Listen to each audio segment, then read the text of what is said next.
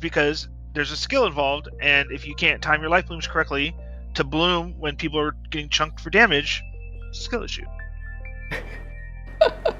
Meanwhile, me, the shaman who's picked up a shield and has a frontal fire cone. It's very fun. I've seen on Twitter a bunch of retail people complaining about like how mob tagging works and stuff, and I just laugh. That is a pain in the ass. I mean, it's not actually all of the fun. retail people crying about classic stuff is probably the funniest thing to me. You fucking classic Andes, I swear. I swear to God. Quality of life came from somewhere. This is where it wasn't. Dude, the meeting stones don't even work. Meeting stones don't even work. Bring a warlock. Fuck warlocks. They're trying to tank too. I'm the tank. Okay, Sean. Look at me. I'm the tank now. Yeah. Although, the addition of three new tanks, man, groups have been popping off quick. We don't have to search for a tank for like an hour. And every mage wants to heal, so it's also because it's like there's like I could easily just throw on like spirit int gear as feral, ruin it, and heal just fine. Fair. I cannot really swap that easy on tank shaman though. Sorry, go ahead, Kazo. It is dumb how some of the runes are acquired for like tank rolls, especially. Oh yeah, like the warlock one until today was locked behind the raid. Yeah, and then they were like, "Whoops, we didn't mean to do that." Like, okay, yeah, I don't. Yeah, like you didn't mean to make an entire quest line. It's like, we want warlocks to tank the lower level instances, but you can't be a tank until you finish the raid. Like, at that point, you don't need to be a tank anymore. You've done all there is to do. Rogues are also kind of screwed on theirs. His Sloot has been tanking as a rogue, or wanting to tank as a rogue, but he couldn't do it until well after level 25 because you have to grind the fucking new rep to honored. Yeah, and again by the time supply crate one. Yeah. And the supply crate thing is, I will say, is very annoying with it being soulbound to. Yeah. Well, like I would feel like if it should be soulbound one or unique for the type it is. The type, not like in general. Yeah. They made a change today where you can now carry multiples of the completed ones, but that still means you have to carry around all the fucking materials to shove into them. Yeah, and with everybody having 6 slot bags, like ain't nobody got bag space for that. I'll tell you what we did discover though, is that you can item restore them. So you just find a spot where there's lots of chests, farm as many as you can, delete them, and then item restore them, and they're just all sitting in your mailbox. Sick! I like this. That's a good plan. Druids used to do that with Alliance Druids used to be able to do that with manual crowd pummelers back in Vanilla Classic. I do remember everybody going for the manual crowd pummelers. Yep. But like with Horde, because you would get the Wind Fury quote unquote effect on, even though you Druids didn't have Wind Fury, you couldn't item restore them. But because Alliance didn't have that, they could. So Alliance would just farm your 20 or whatever, and then just free roll them forever while Horde had to go back to Nomer. Did you see that they changed that for next phase? Yeah, it's kind of dumb. What do you mean, kind of dumb? You have to live in Nomergon just to play your class. They should have gotten rid of the item altogether. Like, I think they should have deleted it? That's interesting. Because all you're doing is forcing fucking pharaohs to still use it regardless. Like, all right, cool. Next phase, you get your fucking best item for the rest of the game. But it's their best in slot. Like, what's wrong with them having a best in slot item? At least they don't have to my best in slot item being a level 30 item. Yeah, it kind of sucks having your like permanent best in slot item come from Nomergon. Is it best in slot for the rest of like existence? Because of the way pharaohs work, or because of the way druids work in classic and the effect it gives it, yes, it's the best in slot. That's ridiculous. Which is the point why a lot of druids were pissed, because it's like you should have just like not brought the item back. Like, this was your chance to like do something fun, and they did that with the Wind Fury thing. But you still are also like, but here's your fucking best item for the rest of the game. Oh wow. I did not know that they didn't like change it so it wouldn't be best in slot until level 60, but that's mildly depressing. I also raid in Wrath with one of like the head people from the Druid Discord and two of like the biggest like theory crafting druids in the world. So, and then they're like, oh yeah, manual crowd pummeler is best until forever. Well, because we sat when they leaked the item, the automatic crowd pummeler, it was like us three and then like 5 or 6 other people, and we sat in Discord bitching about it. Oh, druids. Alright, everybody. Hop in game. Make sure everybody can log in. Sorry, Azrael, that we are boring you to tears with our season of Discovery chatter. I'm not playing I either. kind of expected it. World of nerds. Warcraft. Worldly Warcraft. It's okay, we'll get it out of our system. Chat a little bit about it, about our experiences, of shaman tanking. Shaman tanking. I've been playing PvP Arc, which is even worse than Classic WoW.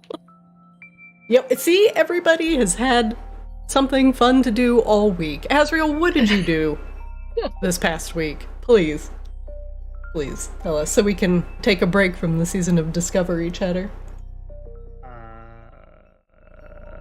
I put on my event manager hat and I'm trying to put together a fucking esports event again. That's why I fucking Woo! Oh no. Oh. Your fucking season of Discovery sounds like fucking great to me. We're like playing games What esport and event having are you fun. putting together? I don't know. Are we on stream yet? Yes. Okay, No. well, Cannot talk about it. But that's not as fun. Fine. A lot of reasons to remember why we left esports in the first place. I'll be doing a Azrael impression in 2 weeks. Oh. We're gonna go to a Pokemon Center in Japan. Oh. Exciting. We're also going Lots of to pictures. we're going to Tokyo Costco. Oh my. Wait, they have Costco's in Tokyo? They do. They have a couple. And they're a whole different experience. But That's that sounds. I've heard. Wait, do they sell bulk Japanese goods or bulk American Yes. products? Yes. Oh, Icy. this does sound exciting. Wait. But you're traveling. How are you going to send anything you buy back? Because it's going to be in bulk, right?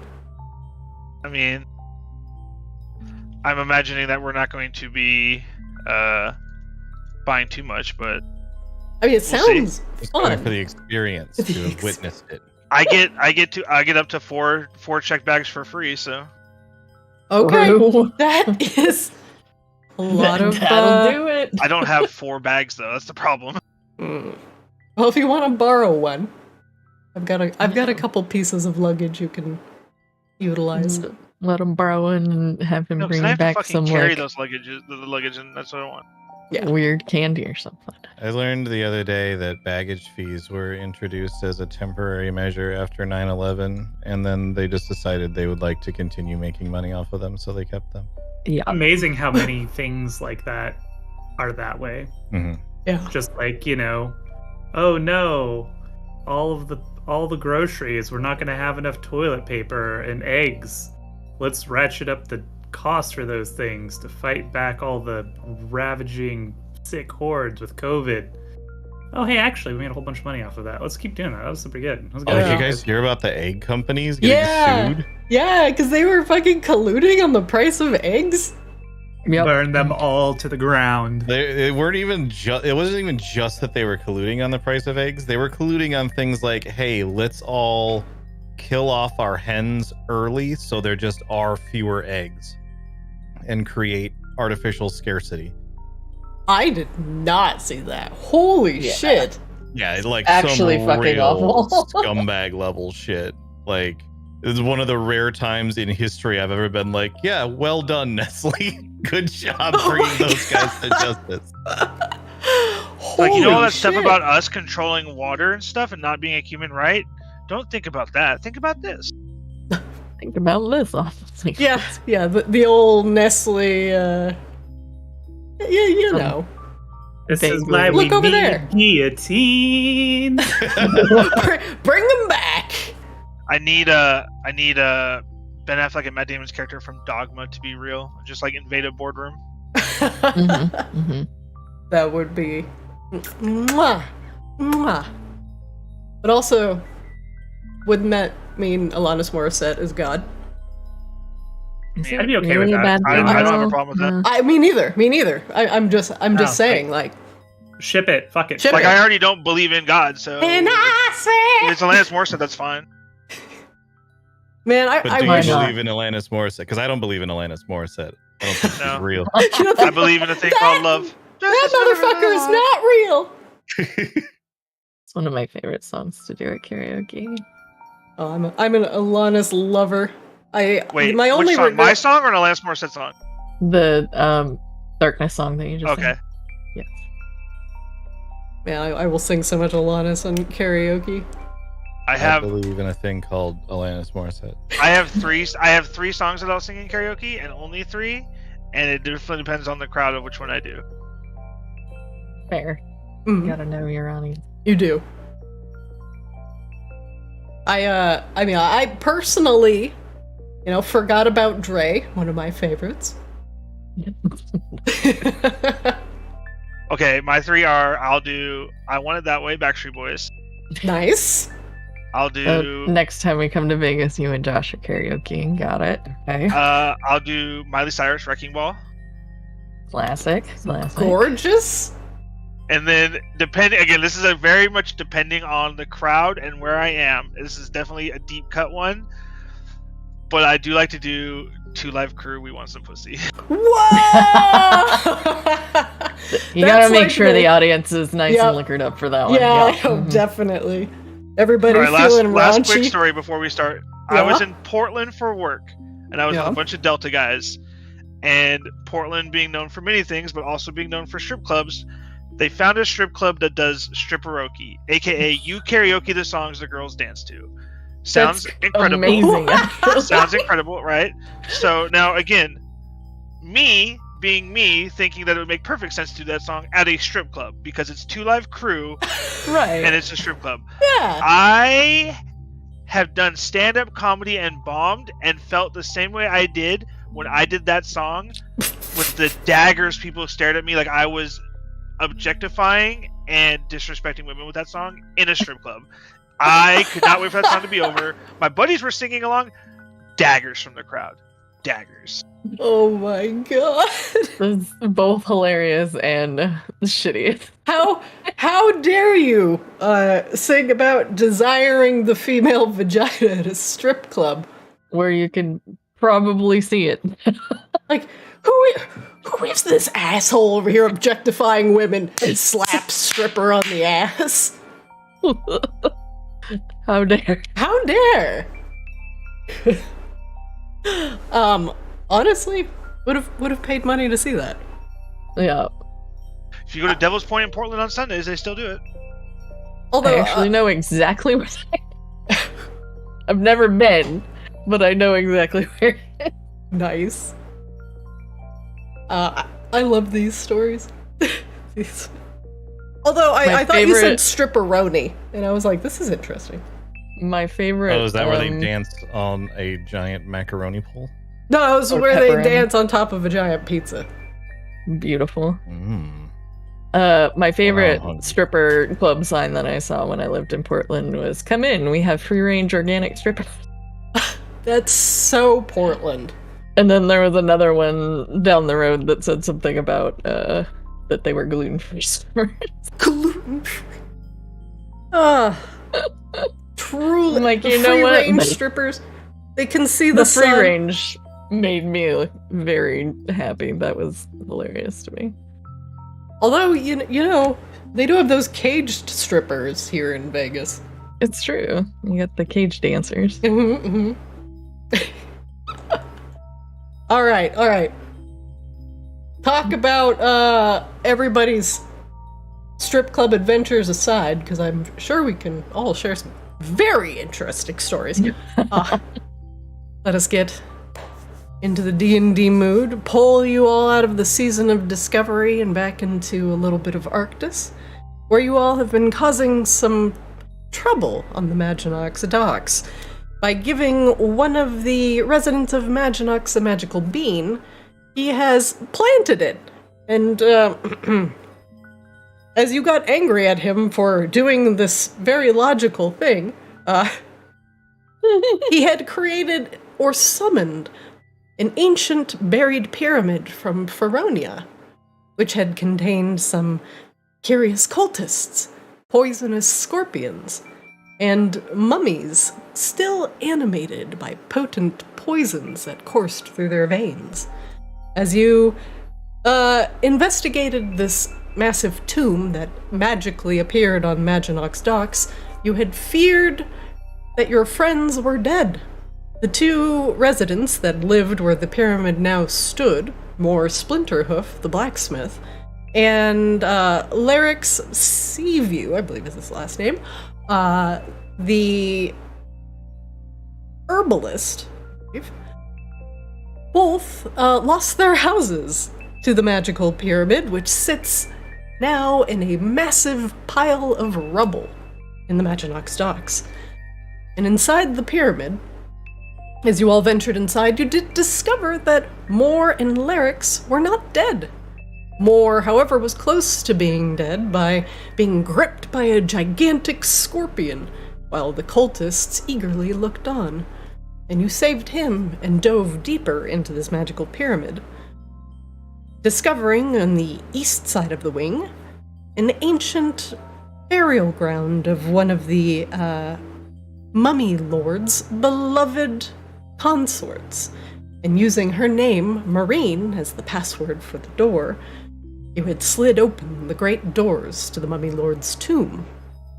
Inside, flanked by additional consorts, poisonous mummies that stood breathlessly and eternally at the mummy lord's side, and Dennis, the mummy lord, awoke. And spouting something about a curious prophecy, namely revolving around the perfumes that you had brought him, your presence, and the potential resurrection of souls from Azrael, while heralded Azrael as the interim leader of a army that sat underneath the pyramid. And Dennis seemingly was waiting quite some time for this prophecy to unfold. And now that potentially the one with the power to truly resurrect has graced the halls, and Dennis has awoken. And now, and Dennis's ever-sleeping army that lived under the pyramid was now yours. Curiously enough, 1 second, my nose, I gotta blow my nose real quick. Curious, she couldn't breathe through her nose here in the wintertime. Yeah, curious, as it's dry as hell and I've only had 2 nosebleeds in 2 hours. Still not acclimated here, huh? My allergies have been really bad, so I was using like a nasal spray, and those things always like thin up the mucous membranes. So I'm just a little bit more prone to the nosebleeds, but anyway. It helps with the mummy RP. And Dennis and Dennis heralded you as the new pharaoh of the tomb. The treasures would be available to you. But Dennis did not tell you the details of his army, and has yet to show you what lies underneath the tomb. that is where we will Aside begin. from some houses. Yeah, aside from some houses that are currently being smushed. You also did manage to find and save Larix, who was bound and beginning to be wrapped up as another mummy, or perhaps an offering to the hungry scorpions that were in the room to the north. But you saved Larix and put the cultists down. Now, and Dennis has, excuse me, Azrael has resurrected someone with the use of Endenis's staff's diamond, and now with proof of Azrael's ability to resurrect. And Dennis has crowned Azrael a pharaoh, and the army is yours. Let us begin today, back in the Tomb of Beans, as the once mummy Lord Dennis has now passed the mantle to Pharaoh Azrael. One moment, please. I've just realized that, like, with Azrael being given, like, King of the Church or whatever from Roxy, and now being granted Pharaoh, like, all these really are just gym badges.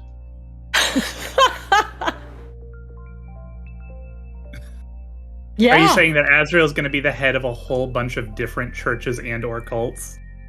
Yeah, And you've from got the way the this is many- going, yes, actually. The many faces of Azrael? you run 2 gyms now. Congratulations. One moment, Did you please. lift, bro? Is this my Brock and Misty? I feel Yes. like I feel like we're the Brock and Misty slash Pikachu slash. I guess I could be the talking Meowth in a way.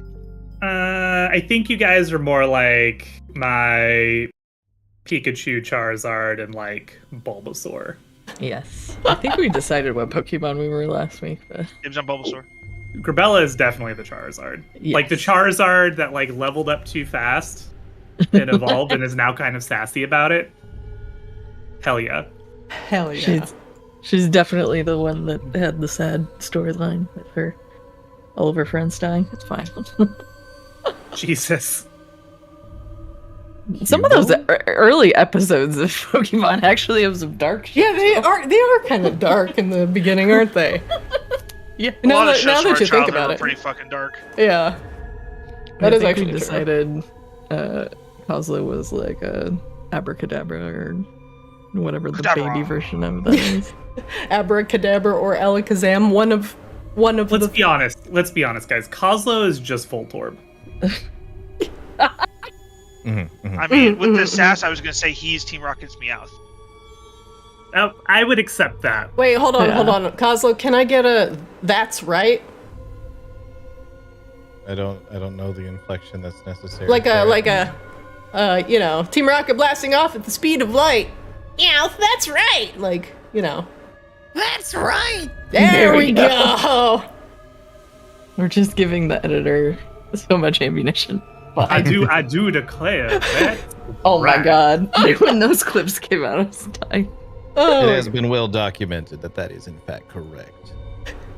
That is, I always say that is correct the way Chris Farley does in Billy Madison. That is correct. that is correct. You all sit in the throne room of the Tomb of Beans. The tomb of Dennis III, Mummy Lord of the Scorpion Clan. And now his poisonous betrothed, while slightly more animated, are not hostile to you, and the mummies just stare calmly ahead. But now their gaze is focused on Azrael as they sit upon the throne. Azrael, to your left and your right are a couple of very curled, decorative objects, but you can tell by the way that, they are attached to the chair that they can be turned inwards to reveal, perhaps, a secret trapdoor. Mm-hmm. This is fine. Well. Oh, first things first. Azrael kind of like scooches off the throne awkwardly. Just walks up to Dennis. He gives you a slightly dusty bow. Azrael takes him like kind of like by the shoulder and has him stand up, but not like completely stand up because like he seems really tall. Takes the crown off their head, puts it back on Dennis, and takes his broken staff. I don't think I really want to be a king. And takes out of their pocket the blood ruby that resonates with Azrael. And slots it back into the broken staff. I really think I would prefer to be a god. And hands him back the staff. Seesaw's eyes get all wide. And what I'm aiming for is I want to make Dennis my warlock. Yes. What? With a resonant gem. That's what I'm aiming for. But I will let you do whatever you want to do with this. And you said you weren't playing this season of Discovery.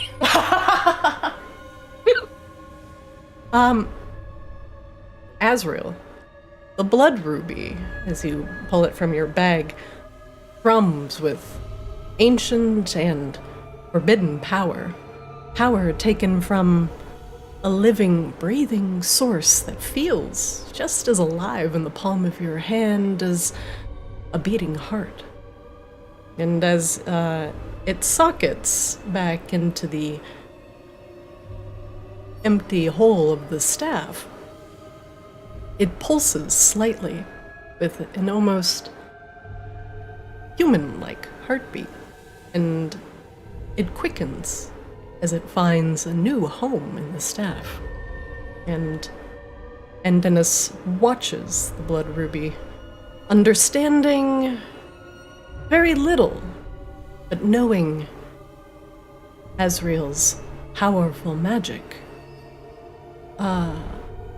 is to be trusted. Of course, why would someone prophesized to bring resurrection back to, well, wherever you are?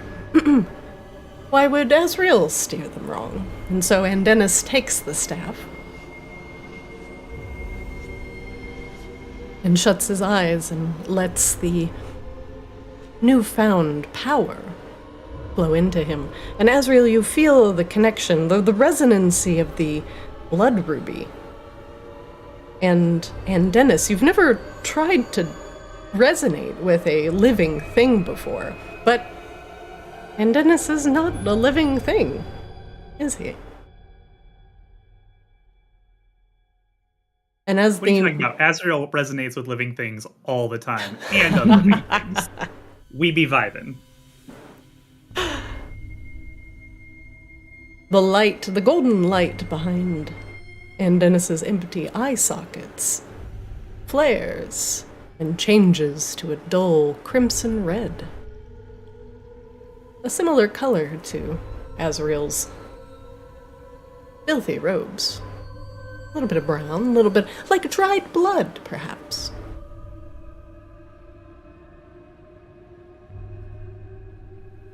You feel the connection, Azrael, between you and Dennis, as now the staff becomes a conduit of your power into Dennis. For now, Azrael, you and Dennis will share a similar bond. And you can, he can cast spells from your spell book, and vice versa. Oh shit. Nice. The Mummy Lord has a few spells at his disposal. But namely, he has the power to dispel magic. divine the future. Create a powerful guardian of the tomb.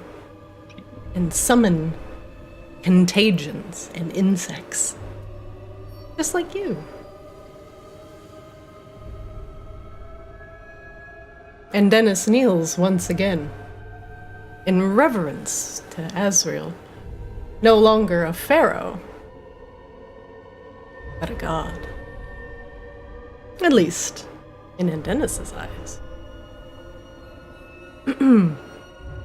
That's what the crusade will be for later, guys. Got it. My power and my legion are yours, my lord. We await your orders. We have been long buried underneath the sands, waiting for your guidance.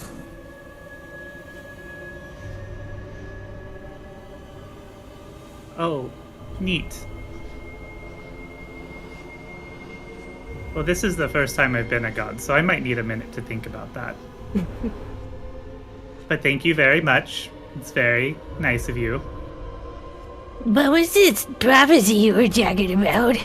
Oh yeah, maybe we talk about the prophecy some more.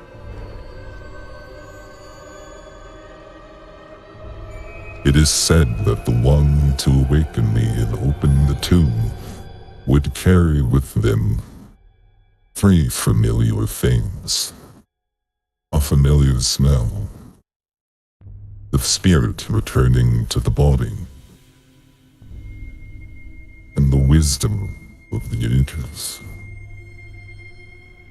I believe you have brought me all of these things, now that you and I share the spirit. I feel your connection, and thus the prophecy is complete. The armies of Andenis and the poisons of the Scorpion lands are yours to control. And once we revive the Scorpion clan, we will raise an army and retake the lands of Feronia once again.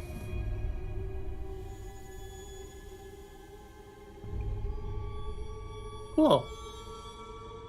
That sounds cool. That is what he says. What a crazy random happenstance that we just happened to do all of those things, guys. Totally random.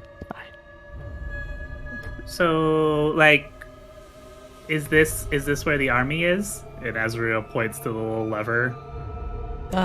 And Dennis nods and gestures to the two curved levers on the left and the right.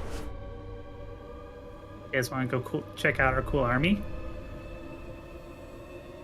Only the curious. worthy can access the ancient army.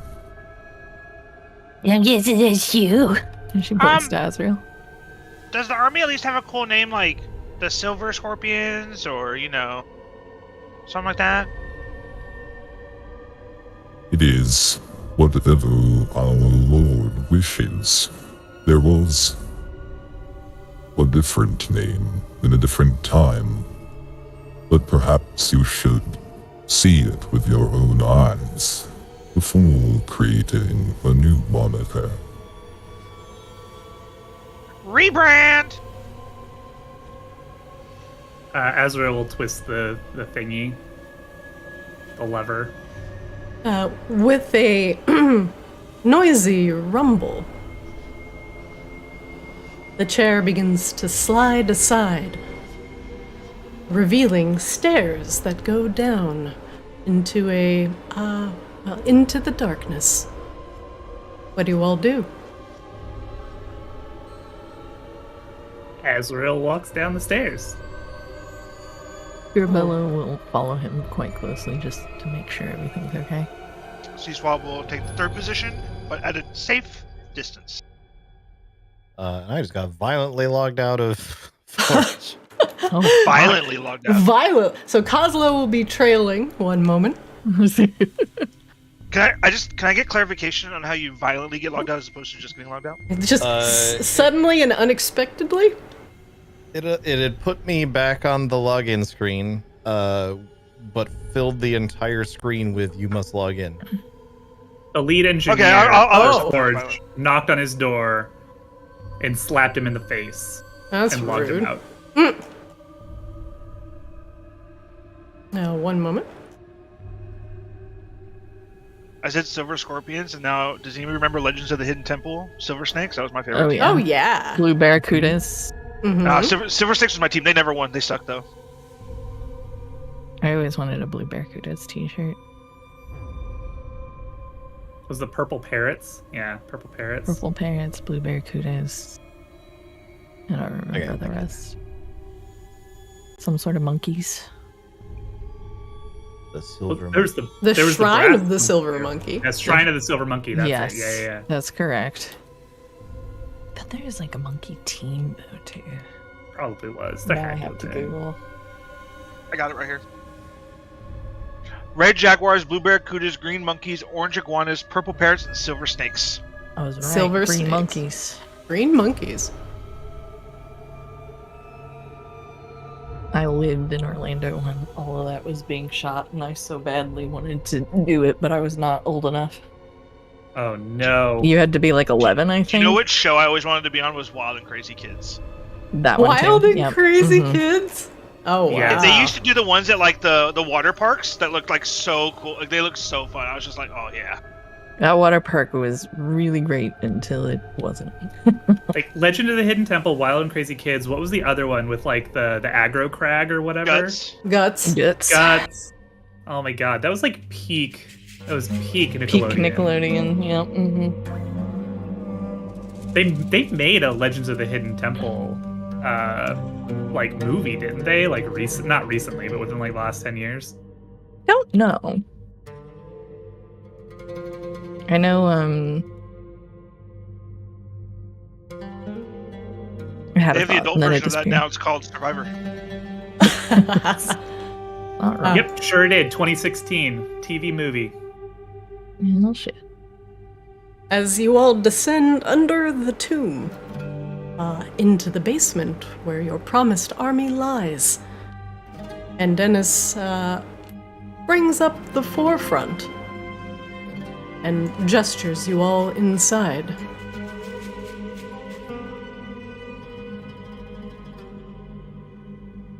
This tomb has been long dormant. Many things await you inside.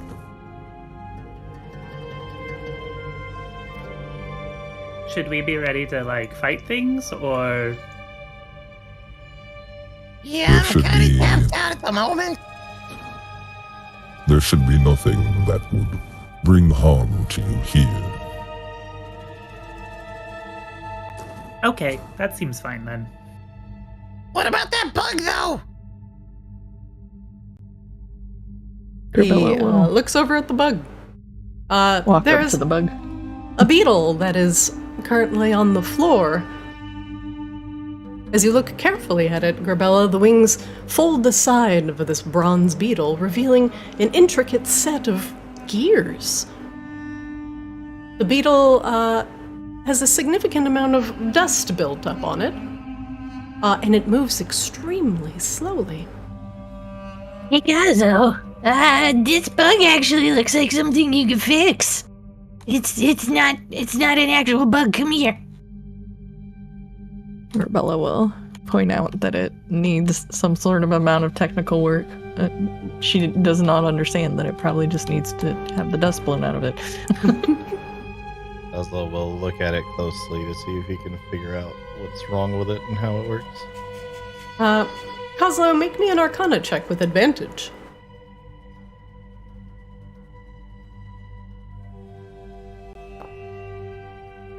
No. The tiny gears are made with a very intricate hand.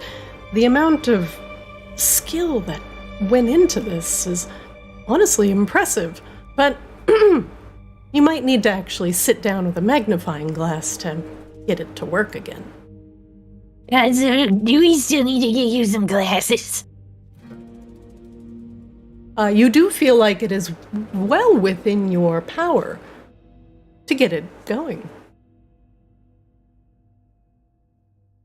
The Kazo will just sort of plop down. Like now there's something interesting going on. So he would just sort of plop down and like start pulling random tools out of his artificer kit and just trying to figure out what he can do to get it working.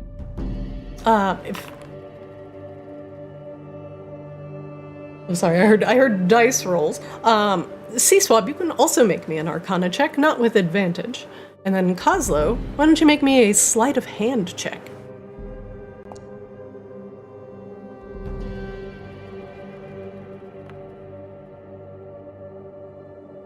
C-Swab, as you look at it, you can also see within the nest of tiny gears that there's also an empty place for some sort of storage. And the way it's built looks like it may have once held a fluid. However, this clockwork beetle, everything ultimately has a power source. Maybe it just needs a little zap. Kozlo, as you're fiddling with it, with your sleight of hand, there's a significant amount of sand and dust in the gears, but the way it's built, it doesn't seem to bother it at all. There is an empty liquid dispenser that is connected to the metallic mandibles of the beetle, and judging by the needle hidden within the beetle's mouth, this flying thing was used to dispense poison to whatever target it may have flown to. It does require a bit of a jump start, as the battery that once held the poisonous liquid is extremely empty, and it might need an alternate power source to get it going again. All right, let me see what I can do here.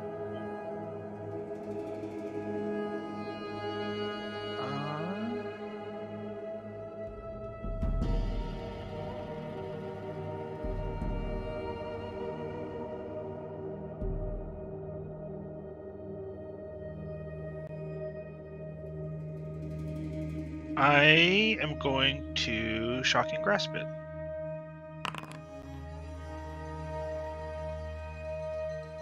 Very do you good. want an attack roll or a damage roll? I do. I want the attack roll, please. You can do this with advantage, as it will be considered unconscious.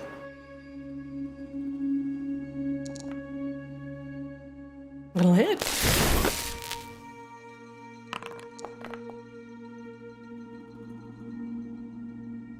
As you shock the beetle, the energy courses over the metal, and suddenly, Kozlo, the gears that you have dusted out and realigned whir to life, and the wings begin to click, and the needle that is hidden within the beetle's mouth mechanism extends and retracts, showing that it is entirely functional.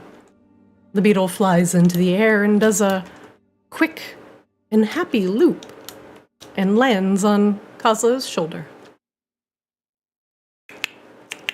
It makes I think I made a friend!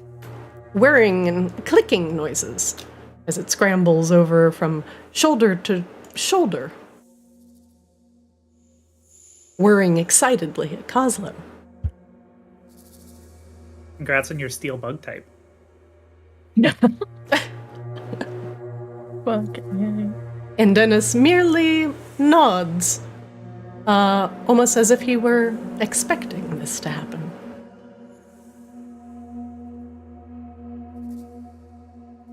And he moves over and looks down at the small beetle that is now sitting happily on Kozlo's shoulder. Once, our armies were strong.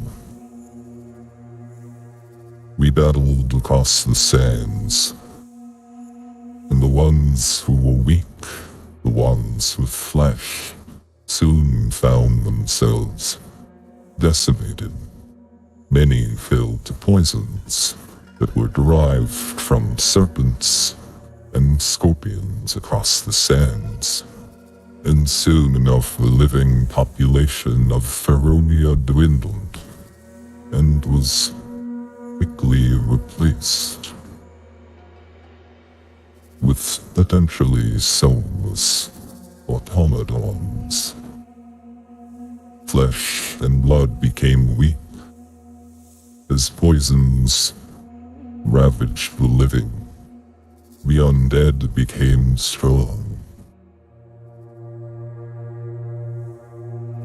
The quick whirring and clicking of the beetle shows you all that it has a lot of pep and agility, and having many of these flying around and poisoning the unfortunate populace like a plague would be quite nightmarish.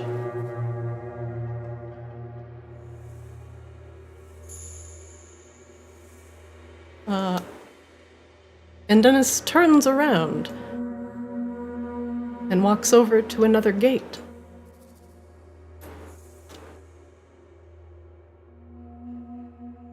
Inside, to the north, are very flat and coiled-looking piles of metal. And as you look closer to them, they are inactive cobras, each coiled tightly like bundles of rope, but you can see the metallic shimmering off their scales. The most clever of the artificers created small assassins sent to ravage the living lands. They could not do much against the powers of metal and brass that were forged from Feronian sands and mines. The brass held magic, and the art of enchanting and building soon became revered amongst undead society, for the flesh was seen as weak, and they wished to build a legacy that lived with them.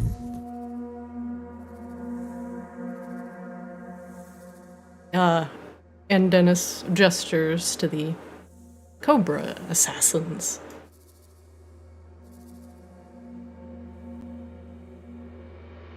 Are they sleepy too, like the bug?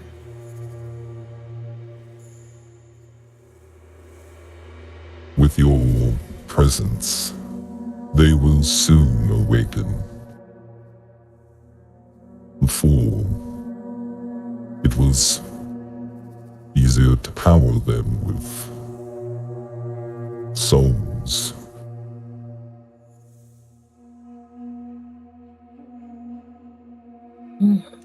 Interesting.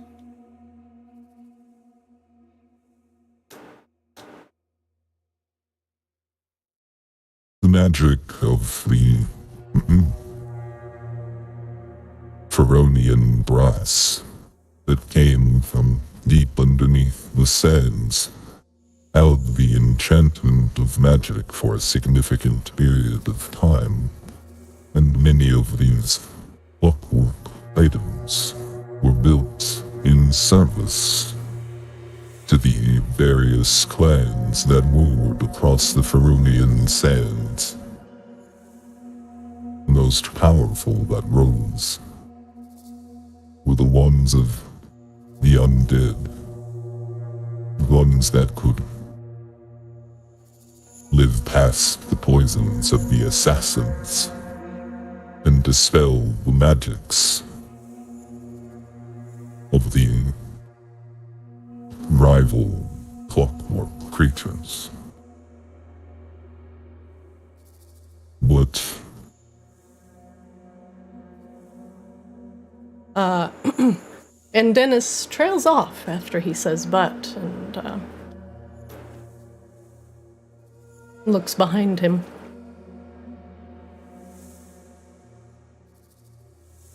come, there is more to see. the cobras can be activated later if you have willing and obedient souls. They will be your finest assassins. Oh, that's nice. We He like gives a- assassins that are loyal, right? He gives some of the dock workers a break. He did say willing and obedient, though. Yeah. Maybe this is a good time to see how many people Roxy has brainwashed. I mean, recruited.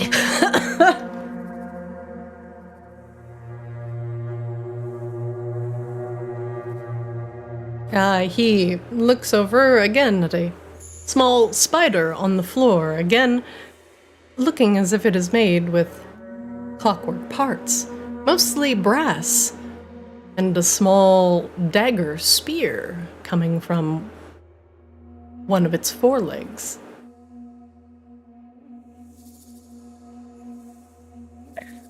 Oh dear. Some of our creations were once made, well, for prosperity purposes. Weaving spiders such as this wove fashionable garments or magical robes that helped mask the sound of clacking clockwork assassins.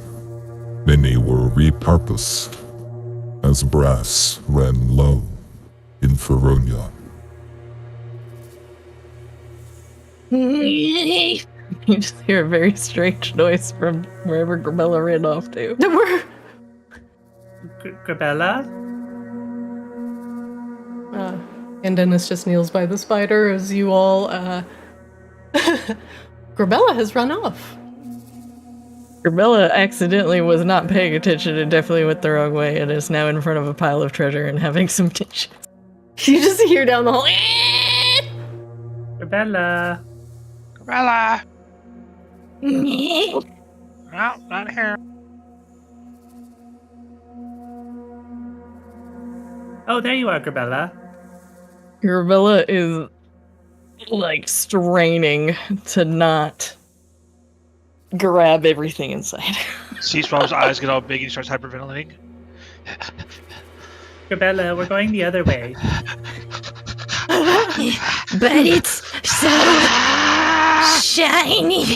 Grabella, the treasure room has coins piled everywhere, as well as a significant amount of these Feronian brass ingots, a mixture of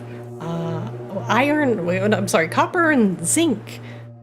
And it's said by Andennis to be able to, well, at least this Feronian brass, be able to hold the charge of magic that will temporarily power the clockwork creatures. But it seems like if you want a permanent power source for the clockwork creatures, it would require souls. But how you wish to power them is up to you. One is, slightly more of a war crime than the other one. The heaps of this rare Feronian brass, which can be utilized to create other clockwork contraptions, lies in well-hammered ingots along the side of the room. And also in this chest, amongst the, piles of gold that you see, a necklace built with extremely finely filigreed chain. So tiny you've never seen anything so fine, even outside or within elven lands. And within this intricate necklace, Is numerous it one of those years. places that needs the treasure to stay for it to work, or Grabella is like very much struggling against the dragon demons in her head right now. The Well, amulet ticks as you hold it in your hand. Tick tock, tick tock. It seems like this is safe here for now, right, Grabella? If we have a whole army to protect it, whereas if we brought it back to your horde right now, there's no kobolds there. Maybe maybe this is like a second satellite horde. For now. You can sit on it. Do you want to sit on it? Will that make you happy? Let me roll another wisdom check. Oh, Maybe just Grabella, all of this Maybe just have a gold. lie down. You feel something welling up inside of you, Grabella, as you understand that this gold is yours. You feel covetous. Like you want to just go back to the cave and put it in a big pile and jump in it and roll around in it. Nothing would bring you greater pleasure.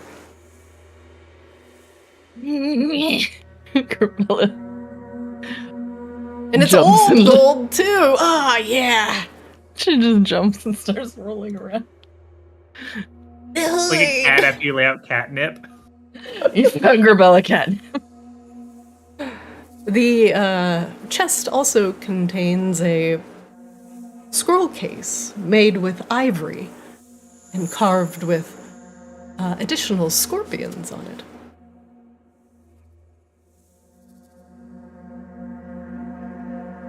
Hey, Gazo, you should probably look over this cool bronze stuff. I bet you can make things with it. Well, should we go see what else is in the tomb, though? Like, maybe there's more treasure. This seems fine here for now, unless...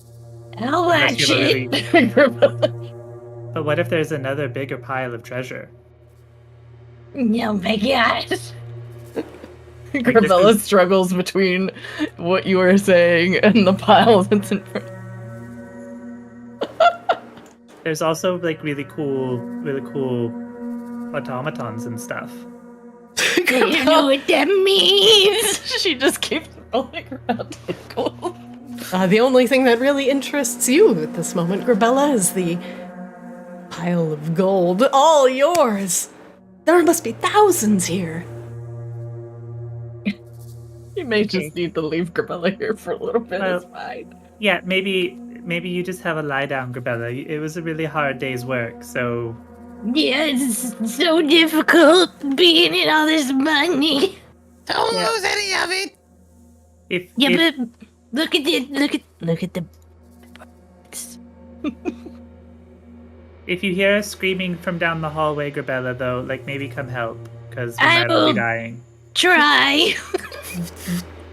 Grabella's not entirely sure that she can control herself at the moment.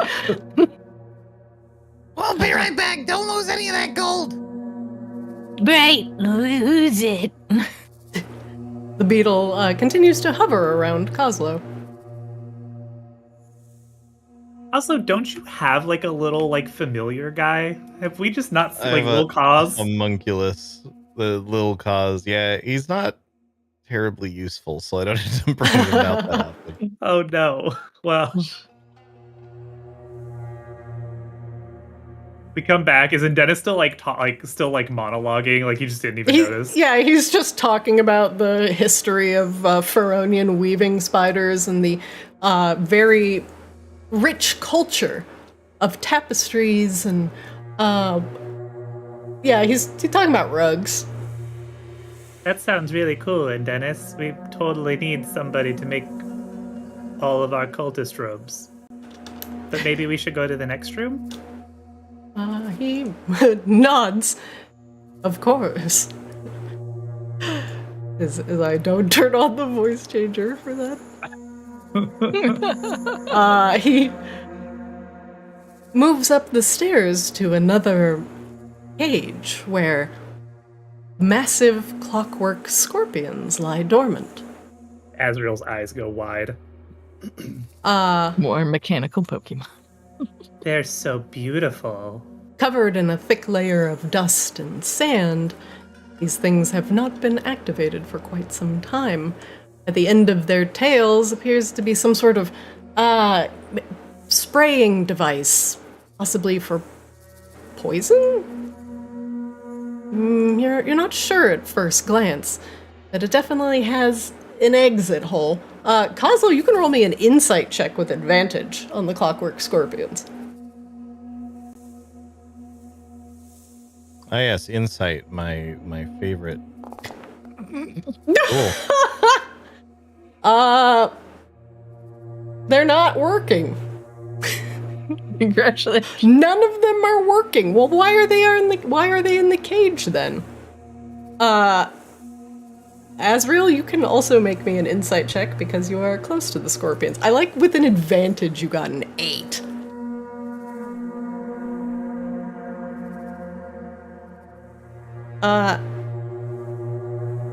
Azrael, judging by the height of the scorpions and the fact that they have saddles on the back, these are meant as mounts. Azrael's eyes somehow go wider. The most powerful and trusted of the Scorpion Cult's army rode into battle upon clockwork scorpions that danced across the sands and fueled with potent poisons sprayed across their enemies, flesh sewn rent from bone.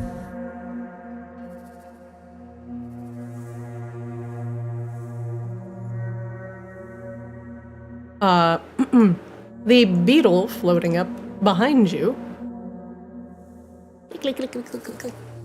He flies onto the doorknob and sticks his little needle mouth into the lock. And with a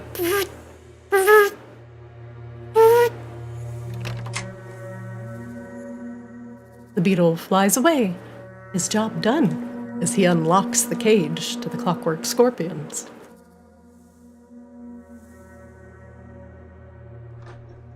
Consider Azrael, open the these prized mounts yours. Oh. They can run across sand as smoothly as one may run across the flat earth. And from their tails, potent poisons spray, decimating any opponent that dare wears flesh. Corbella, you undragon enough to realize that you are alone in your pile of gold. Good. She has Really, pocketed Corbella? just a few coins, but Azrael gives you so many thousands of gold and you steal 1 gold from I took Azrael's 2. hoard. I took it for every time I rolled below 10. Oh, I see. It's because she can't help it, man. It's not the gold. It's the fact that if you had just asked, Azrael would just give it to you all anyway. Oh, for sure.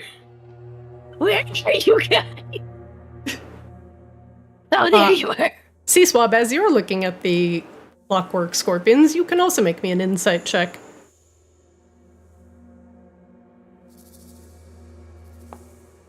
Dwarf! Ah! What are those? That's your 50-50 shot. Yeah, it either happens or it doesn't. That's right. Grabella, you can make me a insight check with disadvantage. I'm already at a disadvantage, don't worry. It's a little Wow, okay. Azrael, One of those rolls was good, but it doesn't matter. The scorpions are dormant, and as you get closer to them, they do indeed have saddles. The saddles can be removed to just make these horribly terrifying automatons. There is a container at the base of the scorpion's tail that can be lifted up, and the remains of some potent poison lie in a dark, dusty green pile at the base, long, empty, and desiccated from a long rest in the tomb. Is there like a receptacle or anything like where a battery would go? You continue investigating the scorpion? Sure. Sure. Make me an investigation check.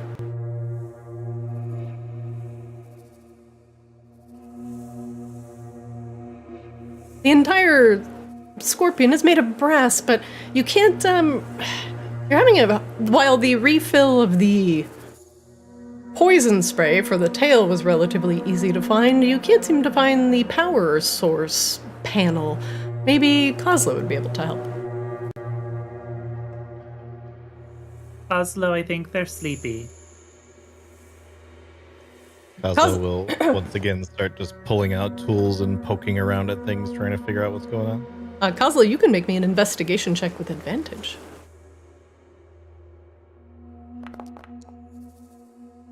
Nice. These finely crafted brass scorpions are war machines. The tails themselves can spray out not just poison, but acid. Incredibly corrosive acid. And so the chamber at the base of the tail is filled very carefully, hopefully not splashing on anything or anybody. The two front claws spray poisonous gas, doing poison damage to things in front of it. Both of these things can also be refilled. As you do a little underbelly work on the scorpion, you slide underneath like a mechanic, and all you hear for Azrael and Grabella and Sea Swab is a lot of clanging as Kozlo finds the secrets of this ancient arcane scorpion. And you pop open the power panel located on the base. As it slides open, there is a significant amount of runes that you see inside, carved into thick sheets of brass. A recessed area in the belly of the scorpion has a crystalline gray stone. And with a 20 investigation check, you immediately recognize it as a Borean shard that has been long spent and is now nothing more than a gray rock. Looks like they run on those spicy rocks. No, what? Like this one? Azrael pulls out like the one piece of loot that they've taken of any value. The purple Borean shard. Yeah, I believe just it's like that one. Different color, but maybe. I believe this one is a fear Borean shard, so you know. It's a good fit. So it's double A in the triple A slot. Let's go. It's a spicy rock. So like this Kozlo, and Azrael will slot it in to the receptacle. Kozlo, before your eyes, as Azrael puts it into the belly of the scorpion. Well, Azrael asks, Kozlo is kind of like waiting for his response. The runes begin to glow with a slightly green light that shifts to purple. And purple, smoky tendrils begin to crawl across the base of the scorpion. It shudders slightly, makes a creaky noise, like an old radiator humming and rattling to life. It coughs out some purple smoke and begins to slowly stand up.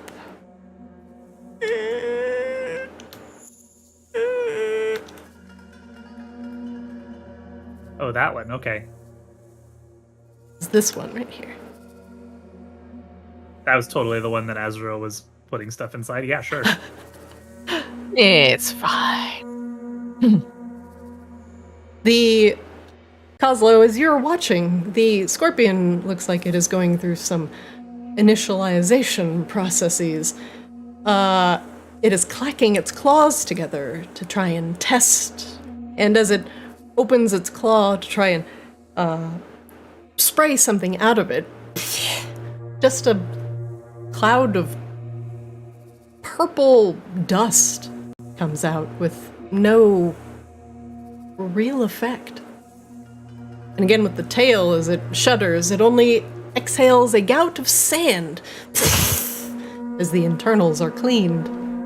While this is a sufficient power source, some of the aspects of the scorpion may not be available while this type of Borean shard is inside of it. It looked like, I'm remembering what you said correctly, if I'm remembering what you said correctly, it looked like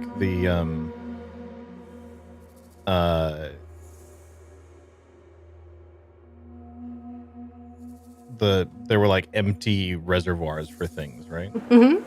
They can be filled with, well, it was essentially anything you want and then sprayed onto the opponent. Or if it is filled with if the appropriate Borean shard is slotted into the scorpion, it will utilize that magic and it will spray acid. But otherwise you can use it to propel essentially anything out of it. Some sort of aerosol.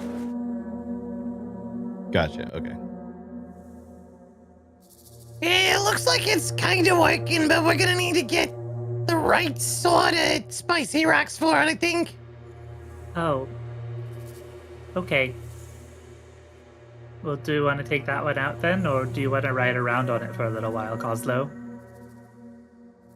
Kozlo just jumps up onto it. Don't have to ask him twice. The potent, living scorpions of Feronia were commonly hunted for their poisons and then inserted into the clockwork. Brethren.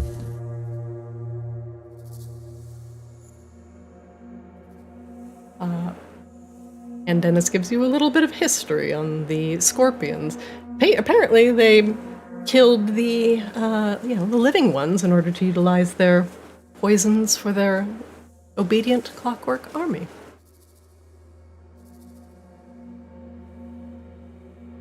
What do you all do? Well, next on the tour, Kozlo, are you gonna bring your scorpion? Yeah. Okay. Oh, you could like mount your cannons to him or something. Oh god. Let me hold on. I think I can mark this guy as mountable. Hold on. Hell yeah. He is rideable. So if you get next to him, Kozlo, and I believe if you target him and hit M, you will mount him. And then if you move, he will move. Okay? That is amazing. Just like that. Okay? And if you move, it should move him. Just like that. I am not moving. Oh, I might have to give you permission. moving? 1 second. I'm picking up what you're putting down, sea swamp. It's fine. 1 second. I think I need to give you ownership of that guy. Give me a second. So we just took control of the steel and ghost type gym. Is that what happened? Or is it like bug type? I don't know. I feel like it's probably ghost type. I don't know. Maybe It's bug and definitely steel metal, like what? Steel Yeah. bug. Steel definitely. Yeah, Well, now we have steel brass bug as a and- type. Try moving now, Kozlo. I give you ownership of the scorpion.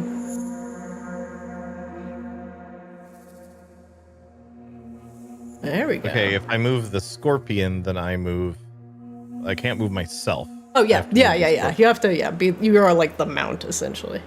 Gotcha.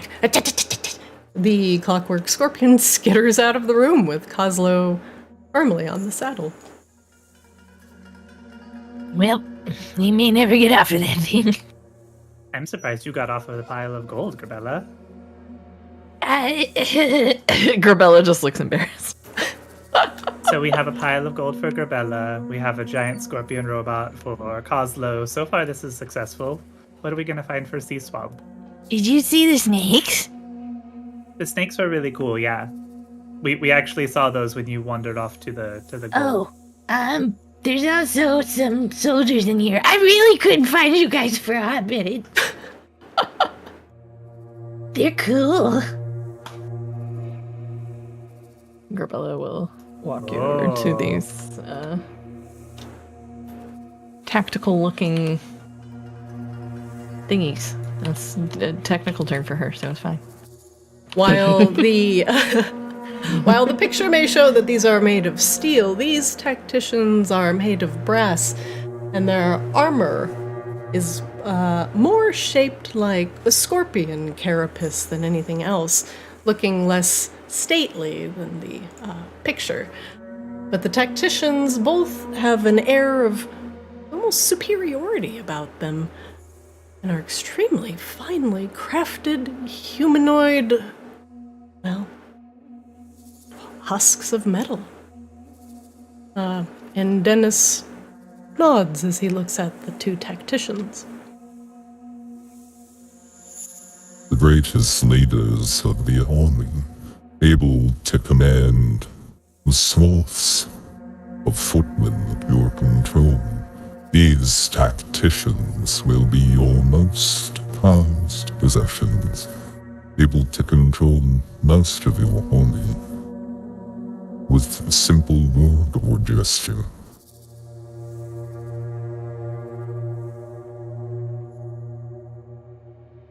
Seems like we need to find some more shards. Yeah, Kozlo, do these take shards too, or do they take souls?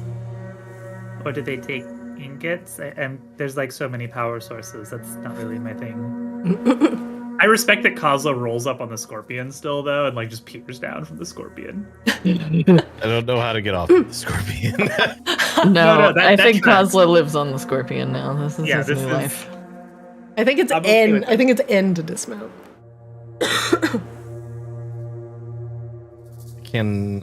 I can kind of target myself, but okay, I had to drag myself and press N while dragging myself. He did it. Kozlo, make me you make me an Arcana or investigation check with advantage.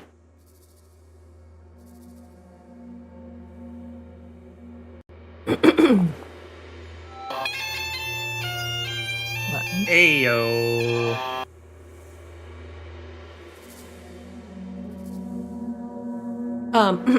Excuse me.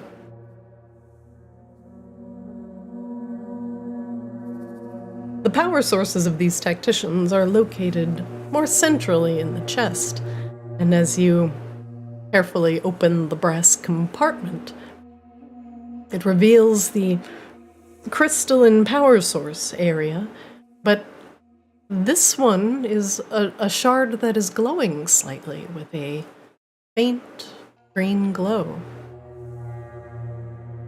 There's still a little bit of power in this borean shard, and it is also surrounded on all sides by runed brass that are absorbing the ambient bits of energy.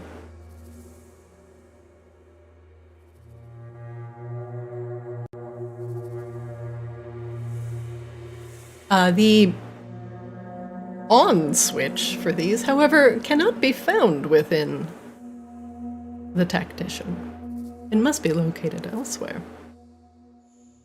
It kind of looks like it should work, but it isn't. I don't know how to turn it on. Everybody make me a perception check.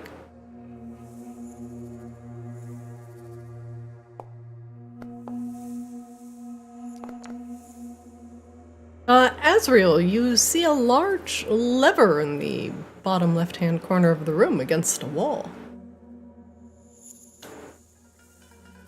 Is this it? Azrael just pulls it.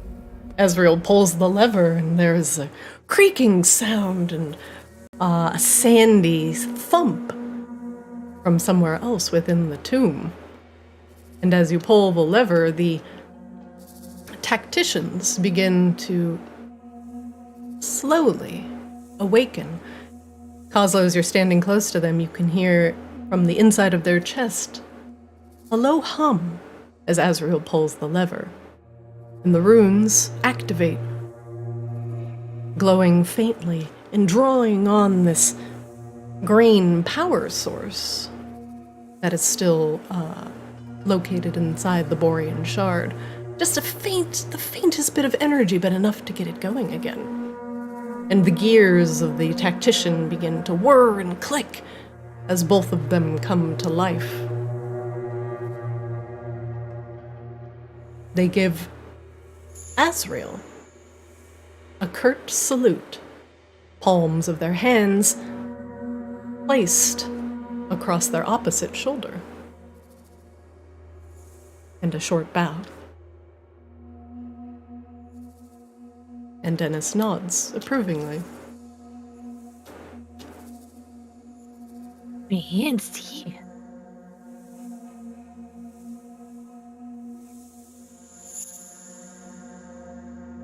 They are at your command, and your army awaits. They will do as you say. Command them. Oh, okay. Hello. Tell him to do something, Azrael.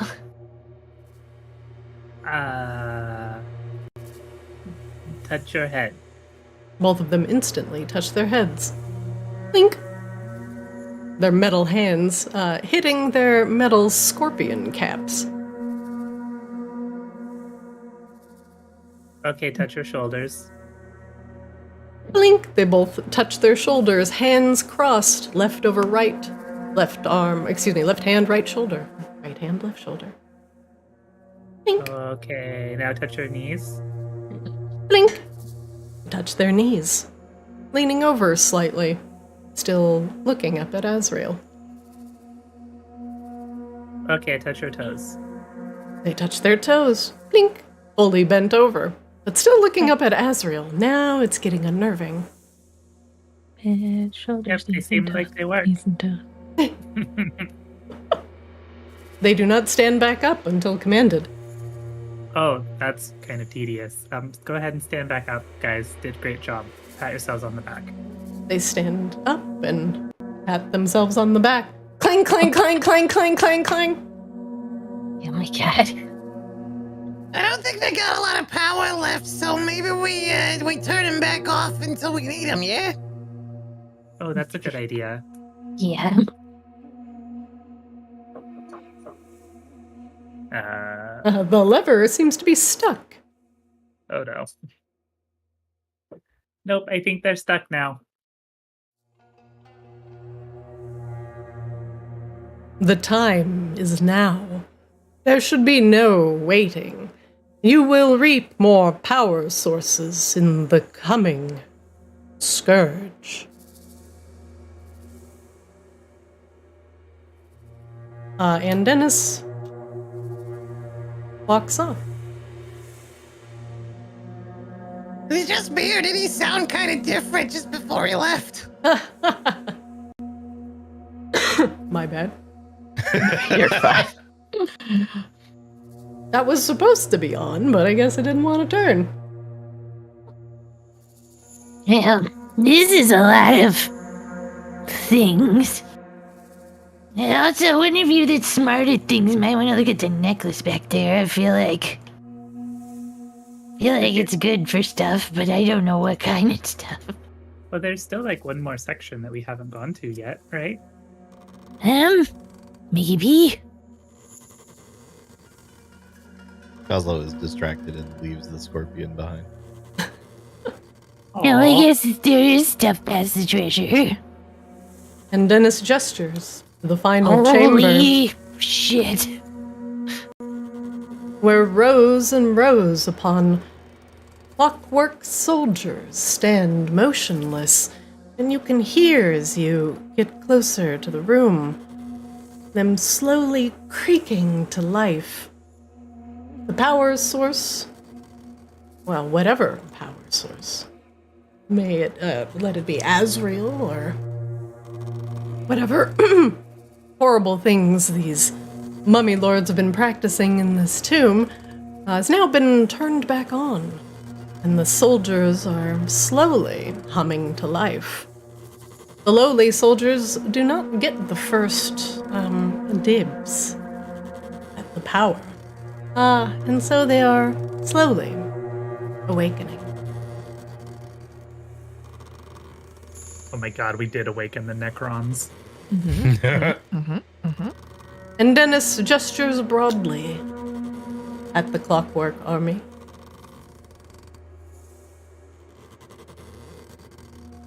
and looks at Azrael for approval. Oh, they're really pretty. I kind of expected them to be mummies, though. So this is neat. Because Kozlo's really good with these types of things. Kozlo will walk over and just start inspecting one, seeing what it's about. Also, make me an investigation check with advantage.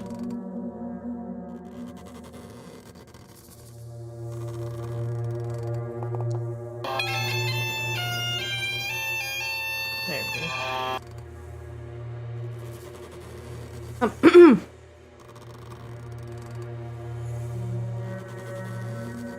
Oslo, as you begin to look over these soldiers, they're made of brass and clearly built for war. Sharp blades upon the back of their legs, mighty halberds tipped with steel. These automatons stand in neat rows, and you can see the glow behind their eyes, the green, almost necrotic color beginning to slowly come to life. These soldiers, you don't see a power panel or anything like that that would hold a crystal. The suits of armor are relatively solid.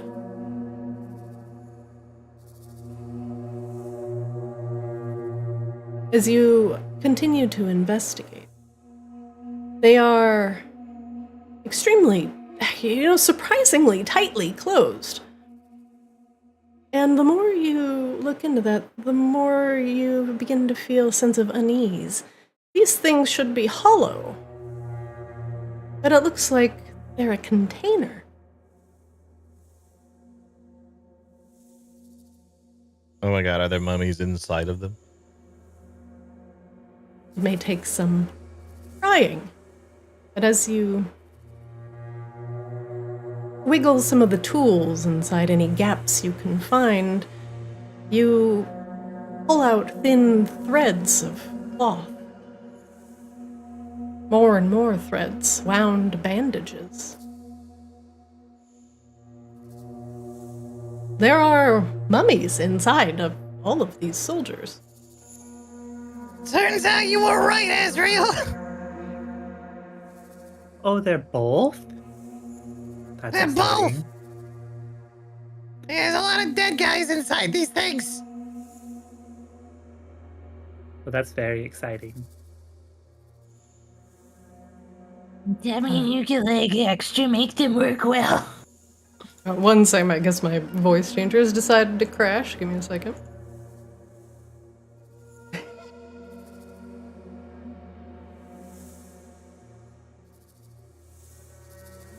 Listen, how dare you? How? Look, and Dennis just woke up, guys. It's okay. Okay, well, it's just permanently crashing. So apparently now we'll just have normal and Dennis and not deep voice and Dennis. Apologies. We promise we'll hear it in his deep voice.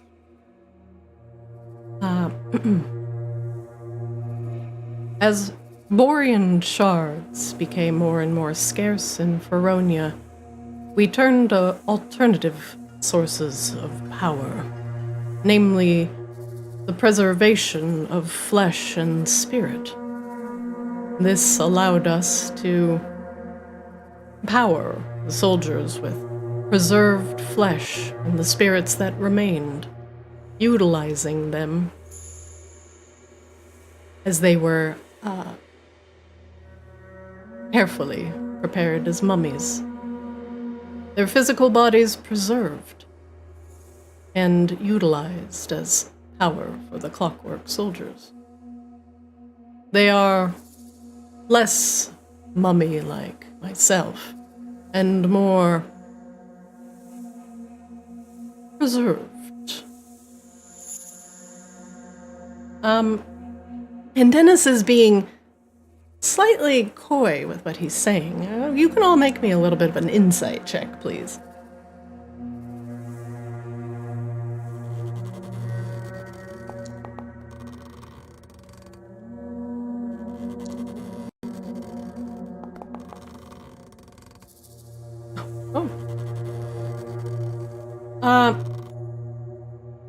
And Dennis is leaving a lot out.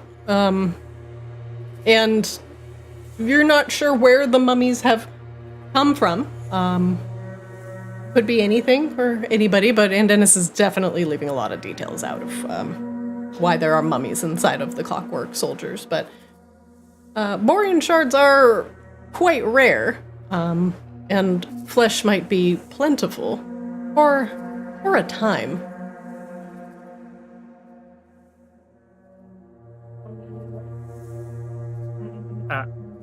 Azrael's going to walk up to one and just try something. They will cast life transference. Oh!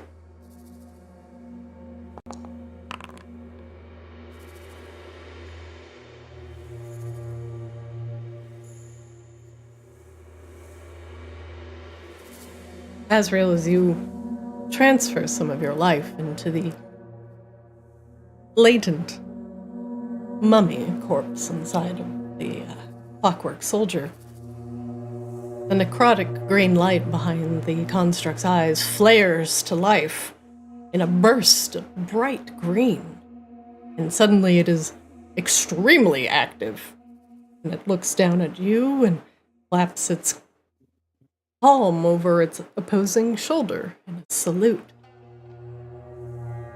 Hello. Azrael, you can make me an insight check, please.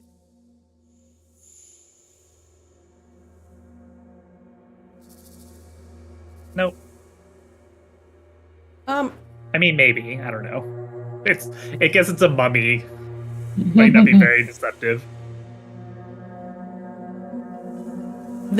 Something swirls behind the clockwork soldier's eyes.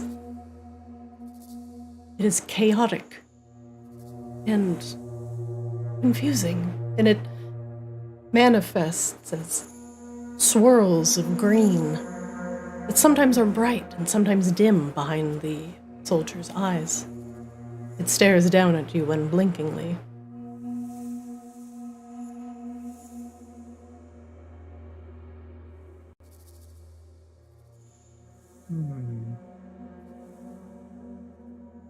Are you sure that they're all loyal, then, Dennis? Like, do they want to be here? That is not their choice to make. You are the master of souls. It is your choice to make. Each one of these constructs, a soul bound the body, tightly preserved, unable to escape, unable to leave this plane.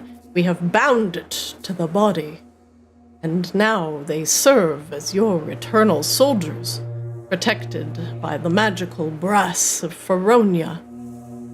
Their spirit, concentrated, let loose of the flesh that was keeping them bound, and now serve one singular purpose. And that purpose is yours. They will fight and kill for you. The spirits inside are inconsequential. They once had flesh, but now they are merely power for your eternal army. You are the commander of souls.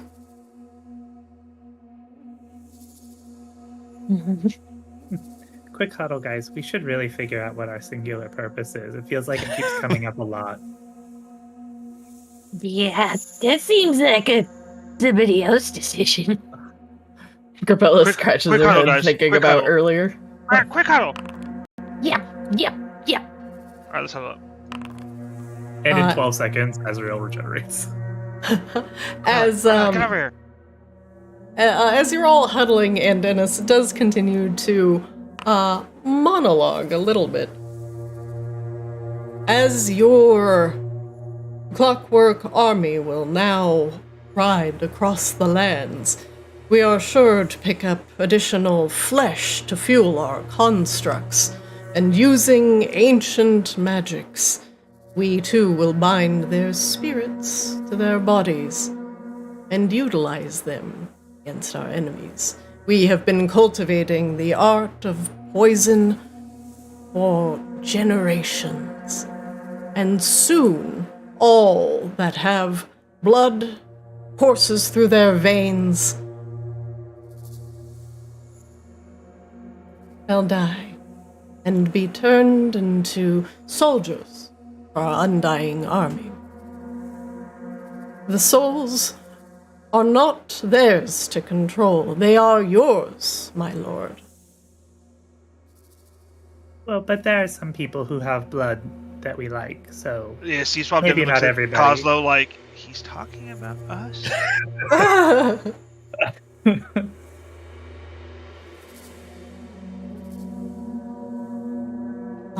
You may huddle. Alright. Couple observations. Yep. First of all, Yep. does anybody think it was weird that,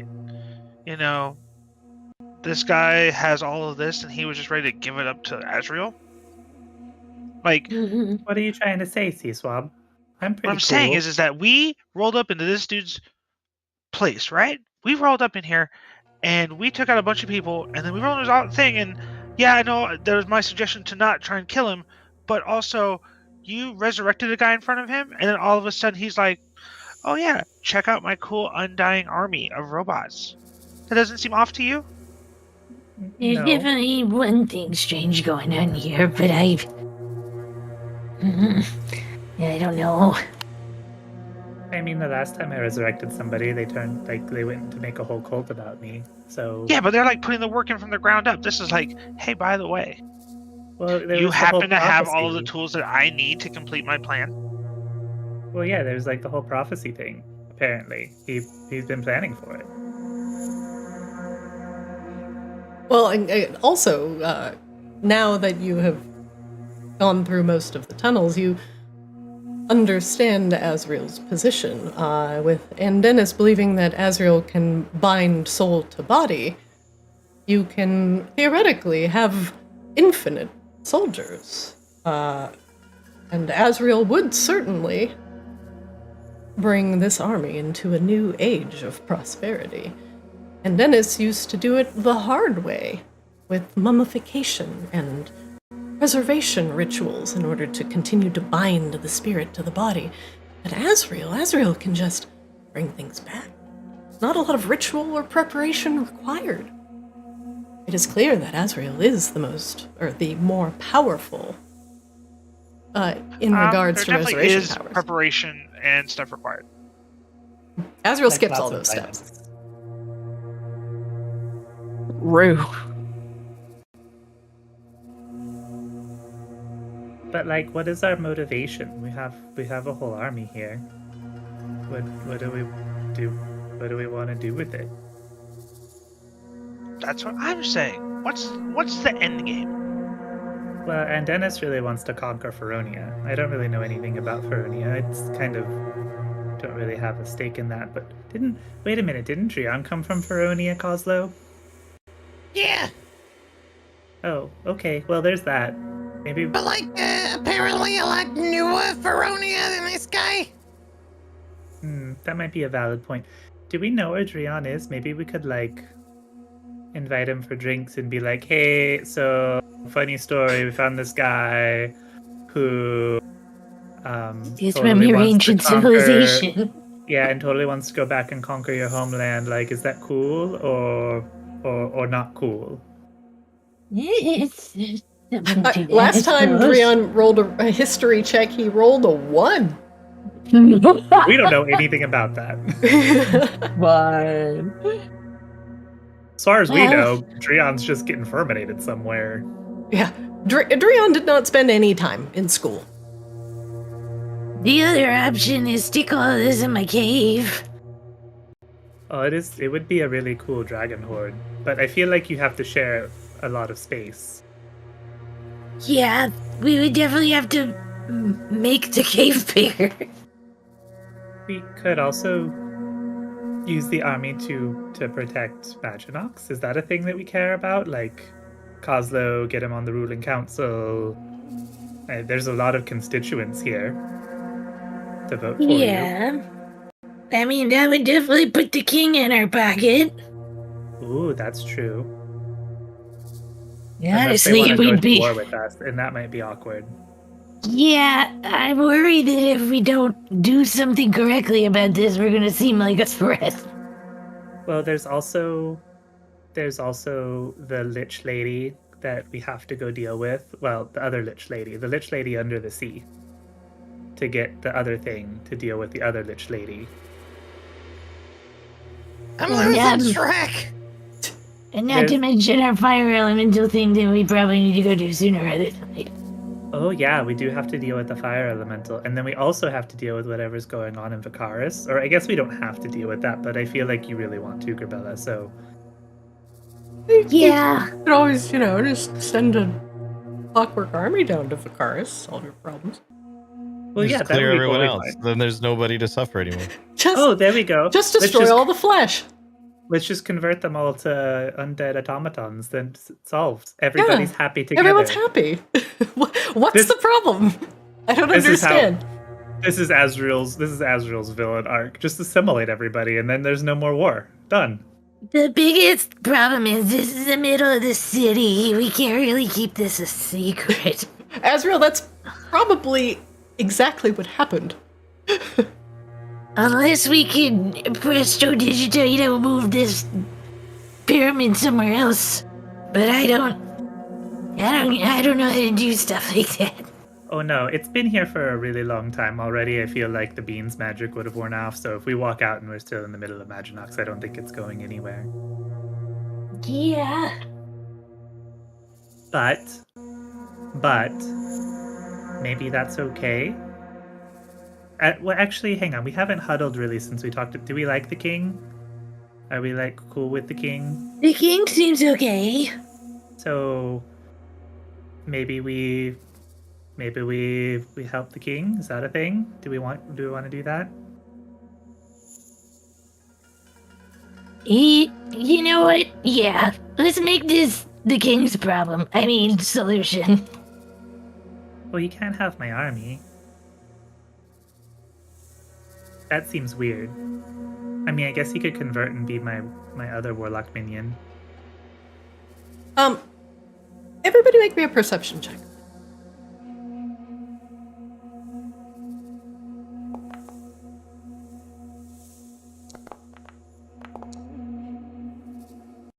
Look at Grabella seeing shit today. What is this? Nice, Sea Swab. Grabella. I've rolled like a 1 and a 2 or lower, like on everything. Trying to do something to shake it up. Man. Like, honestly, C-Swab's good at things. What's going on? Yeah, what happened? Look at me. I'm the good at things now. You hear something, like a soft thud on the ground behind you. It doesn't sound like the creaking of the clockwork soldiers, so it gives you pause and causes you to glance over your shoulder slightly. Grabella will full turn around. As you turn around, and Dennis is standing there, hand on the staff, his other hand at his side. But you see he has lost a finger and is currently lying on the ground beside him. What?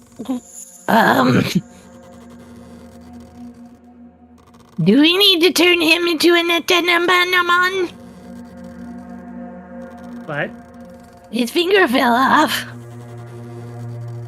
Oh Your no, belly and will- Dennis. Your finger fell off. He gives a slight but mysterious smile. 'Tis no matter. Well, I mean, we'd like to keep you around. Preferably with all your fingers. Make me an insight check, all three of you. Not C-Swab, he's looking at the automatons. They are quite the sight. We'll throw in knowledge from past life because I always forget about that too. Yeah, I'm trying to check if I have any. I have one flash of genius left. We're doing wisdom. Oh, I will roll this, but if I get this, then I have It's truly. insight. Oh, insight. No, that's intelligence. Oof. Oh. I mean, it's still 12, but yeah. What the fuck? Jesus, Grabella. Oh. Grabella's really into this Egyptian shit, apparently. Yeah, apparently. This is cool. I want to be a Bobby Horde. And Grabella, looks like Andenis is slowly losing power. Perhaps. No. Maybe. As you give Andenis a look, you can see his bandages slowly beginning to yellow and curl very slightly, like plants left out on a hot windowsill. And Kazo, you have a feeling that magics are happening around Andenis, or perhaps all of you, you're just not quite in the right headspace to see it. Something's going on. I don't know if, like, he gave all of his power to you, or if he's falling apart, or... somebody that can do the sparkly fingers figure this out. And Dennis walks to the middle of the room, and he extends his arms wide. My pharaoh, my job here is almost complete. Your soldiers will siphon the remaining spirit and essence from my body, the power that has been preserved, and now will be a part of your soldier army. My sacrifice will live on inside of each of these soldiers as I awaken their dormant spirits in service to you. This tomb, this entire pyramid, is tied to my essence. And we have long awaited the awakening of our new lord. Let this be my final sacrifice to you, as I will give my spirit to awaken your army.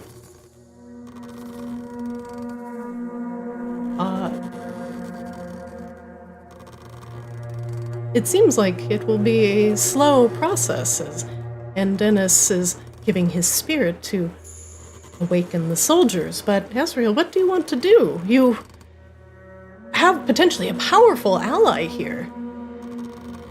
You try and stop him.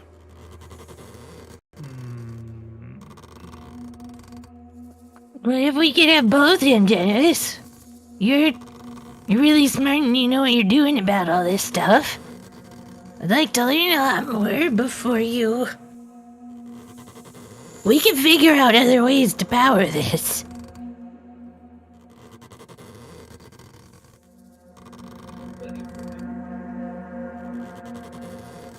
Right?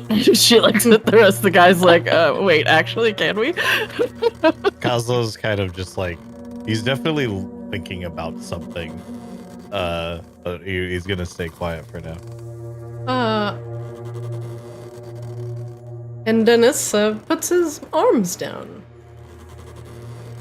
And has the grace to look slightly awkward. They will not be at full power, my lord, unless they have spiritual essence. They have been long dormant, waiting for you. Unless you have a influx of souls sitting around, I'm afraid there must be some sacrifice to be made. Azrael, you might in fact have an influx of souls sitting around. Narcissa is sitting on a veritable pile of them.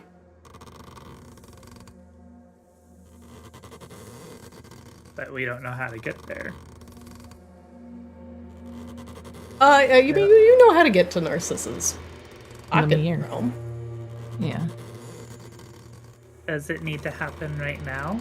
I know where a bunch of souls are, soul energy is already trapped. He shakes his head. The army awaits your call, my lord, but as they are weak and cannot defend you if we are discovered. Well, You are in the company of a great artificer. I can see this. He looks down at Kozlo. Kozlo blinks one eyeball at a time. Although he is still fleshed, he says with some disgust. Thank you. I'm certain his servitude to you has been fruitful. oh yeah, like we're colleagues. It's a mutually beneficial arrangement. He blows things up and makes lots of money. But anyway, going back to the previous bit. Once we utilized poisons and other things that manifested powerful necrotic energies as the sources of power for our soldiers, and we soon realized that spirits were more long-lived if they were preserved properly. Resources waned in Feronia as the armies and wars waged on.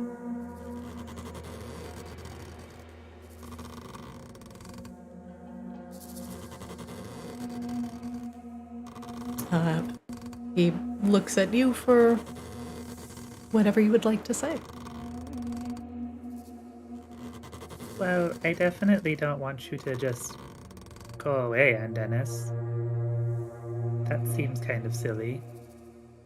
But we could go find some soul energy somewhere. We have to kind of kill this bitch anyway.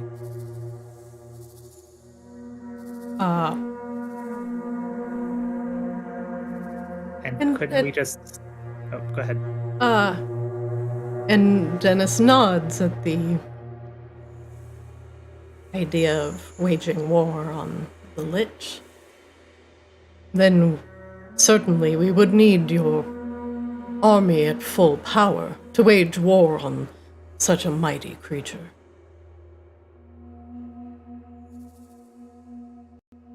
Then what do you propose, my liege?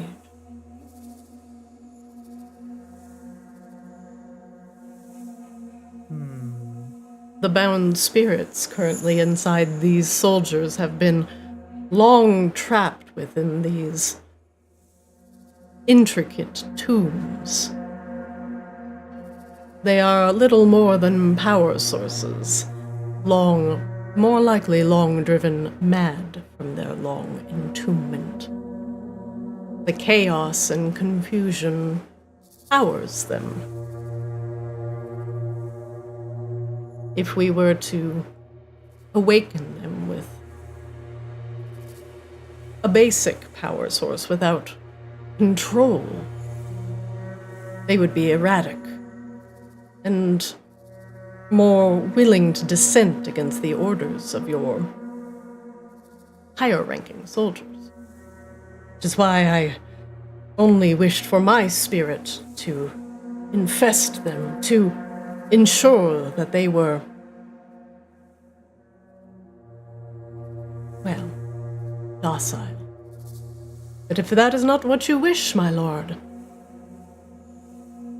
then I would gladly help you find another way.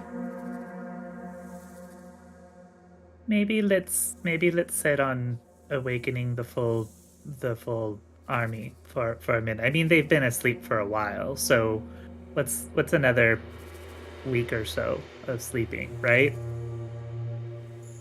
Your wish is my command, my liege. That'll give us time to figure out like the other power sources. Maybe Kozlo can do some minor upgrades. You know, the good shit. And we'll figure out how to kill this lich, because we have to do that anyway. There's like so many people that want this lich dead. It's like the #1 main story quest that everybody has for us. It's kind of ridiculous. Then I will not awaken the soldiers. And you may utilize my services in full until they are needed in any way. That was Yeah, and I definitely don't want to lose my first warlock. And Ezra just pats him on the head. He bows again. I do not know the meaning of warlock. I don't know, I just made it up. I will wage war in your name. Well, actually, one thing I will need you to do, I will need you to teach a little goblin girl who we brought back from the dead. So she's all flesh and full of blood, but she's definitely came back from the dead. So, like, that's still cool, right? If it is cool with you, then it is cool with me. Cool. Then You guys say that? He's cool. Everything's cool. Everything is so cool.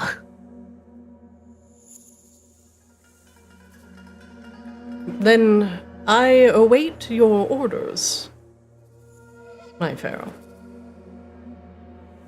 Well, you wanted to meet the ghost lady, Lena Umbrellas. Yes, so maybe we can do that. I can introduce you to Roxy. Roxy's lovely. You'll love her. And I don't know. We're probably fine, guys. We just have an army underneath Maginox. We just had dinner with the king. The king will be cool, right? I don't know that. That is a problem. We got some figuring out to do here.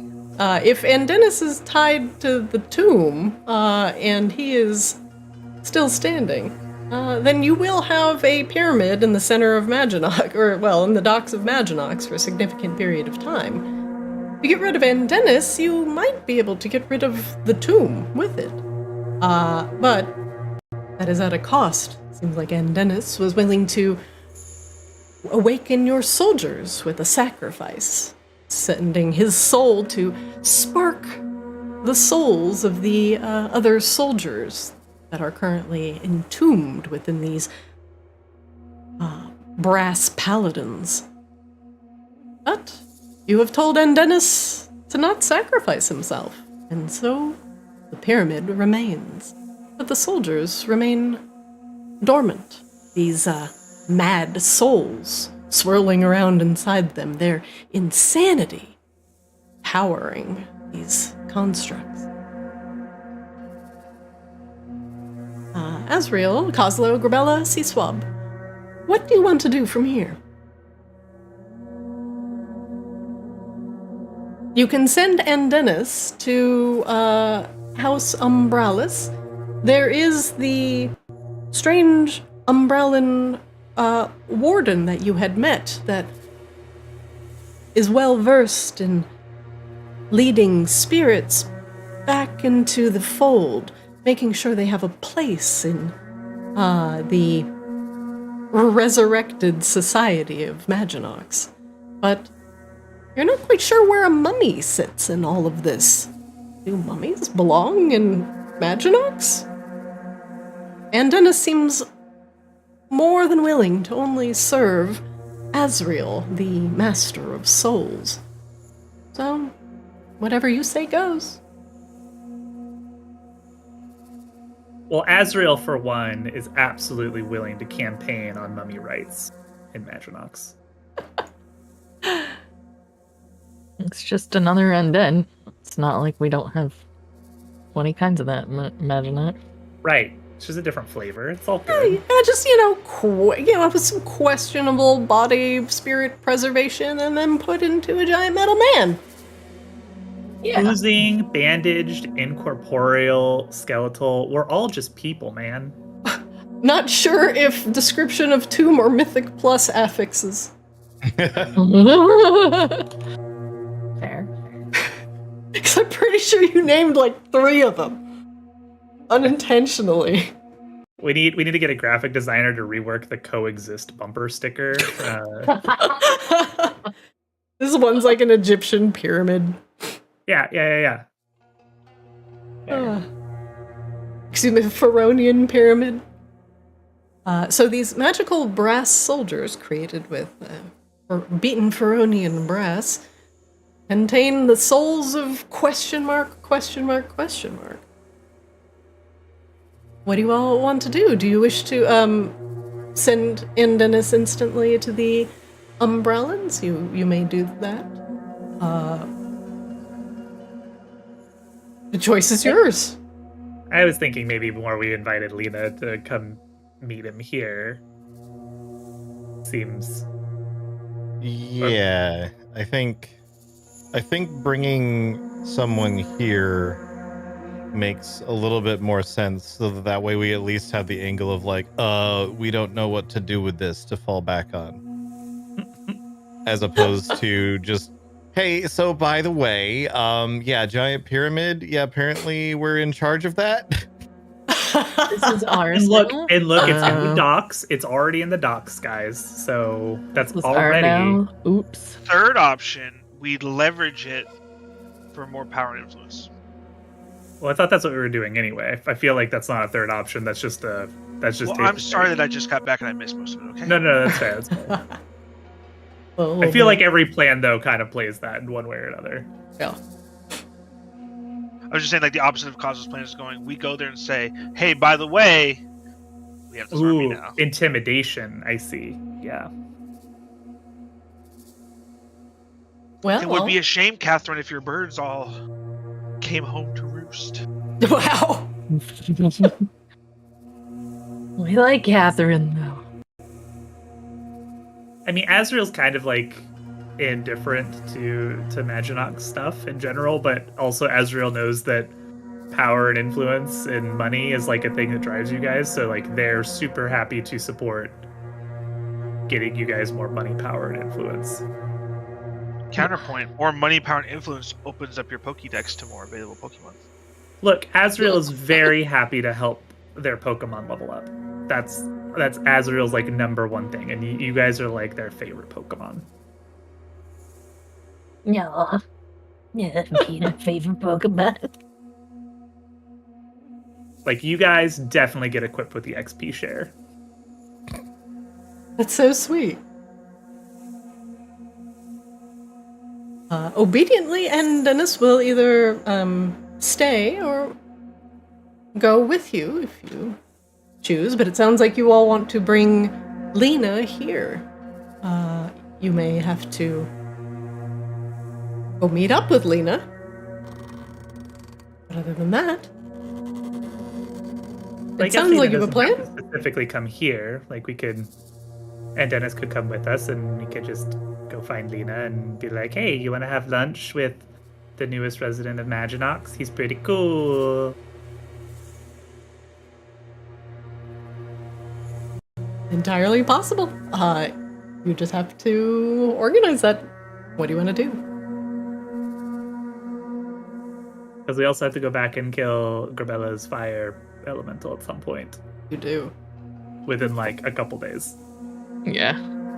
The talk is clicking? Yeah, I think you understood The what talk, I meant to say there. It do be. Never go Clicking. full Cabela. I just went full Cabela.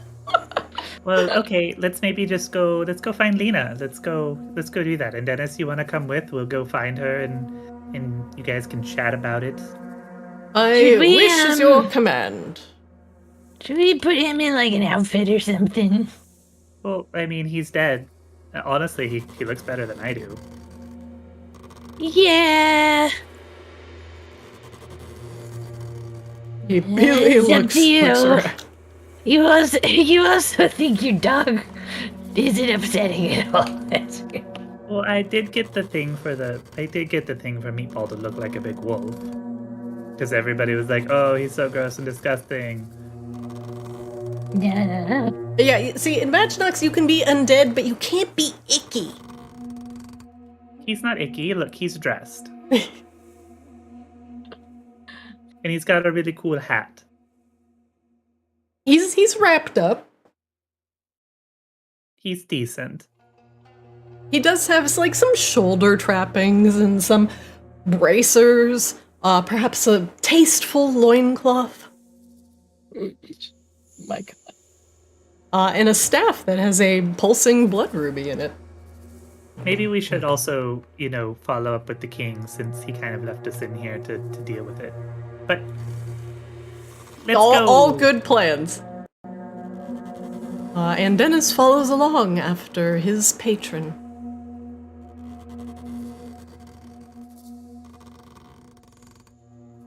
Oslo, I don't want to lock you in there with all the crazy mummy bots. I'm just gonna close that. The crazy mummy bots. Should I not be able to see anything like in this hallway where I am right now? Oh, before we leave, somebody look at that necklace, but I'm gonna stay back here. C-Swab, you don't have dark vision. That's why. I'll go look at the necklace then. Yeah, somebody go look at the necklace. That's not Grabellic. She's What got a would you like? moment of restraint, which won't last long. Make me an Arcana check. The Well, amulet... I've done a 1, 2, and a 3 tonight. Poor C-Swab. The way it is so finely crafted with tiny gears, it's well made. It has to be worth a pretty penny. Oslo, you can make me an Arcana check with advantage.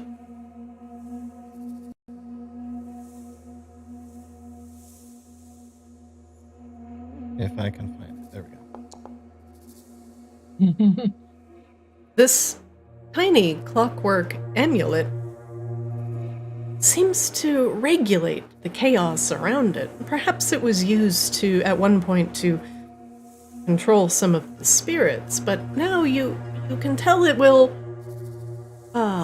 normalize things. If you make an attack roll while wearing this, you can forego rolling the d20 and just choose to take 10. So once you use it, you cannot use it again.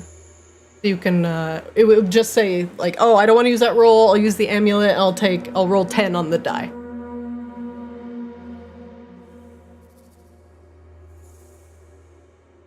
That's what it does. I will. Oh, it's only on attack rolls? Oh, I guess, would that include spell attack rolls? Yes. I'll pick it up for now. And I will leave the rest of the horde in the horde. Rabella's just standing around the corner, sweating. Gabella, are you okay? Do you want some of the gold? No. Okay. Well, you let me know when you want some gold. Let's get out of here. The clockwork beetle clicks and whirs as you all pass by, flicking its wings in a friendly manner. Click, click, click, click. It whirs happily. It gives you a slight spark as you pat it, Kozlo. The incorrectly stored lightning energy C-Swab zapped it with It's coursing all over the brass. Doesn't hurt you, but it gives you a little bit of a zap. It tickles. All right. Where do you all... Excuse me. I had to blow my nose. Where do you all head off to? Well, we exit, because weren't there people waiting for us? There are. You want to just go to outside the pyramid to Maginox Docks? Did we get everyone out? Everybody that we knew that was in here, yeah. Yeah, it was just Moore and Lyrics. So I couldn't remember if either of them were just sitting around inside.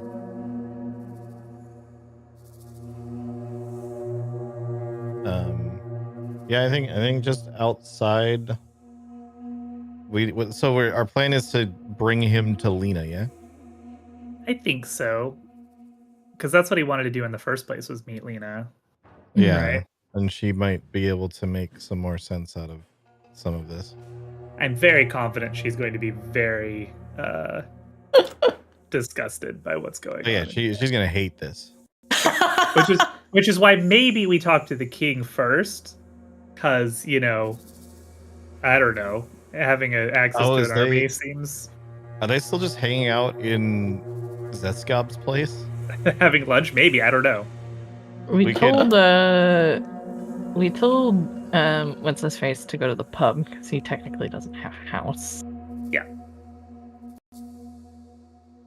So yeah, I think we just exit the pyramid and see what has transpired over the last several hours. Or however long we've been in this fucking pyramid. Yeah. One moment, please. I'm sure it's been a very short amount of time. I don't know what you're talking about.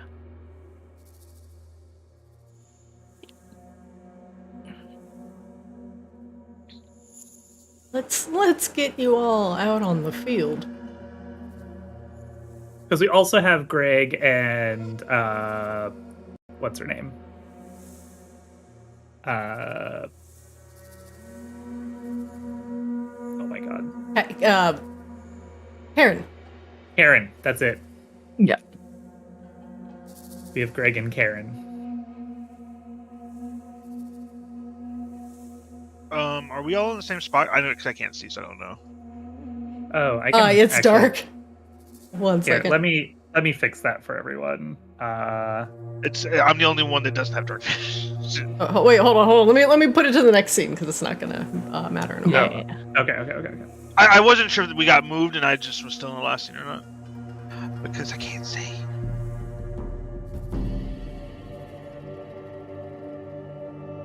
You all exit the pyramid with Endenis in tow. The two shadows that you have created from the cultists inside, Greg and Karen, sit outside with their do not enter signs wrapped around their necks. And they greet you with a hiss.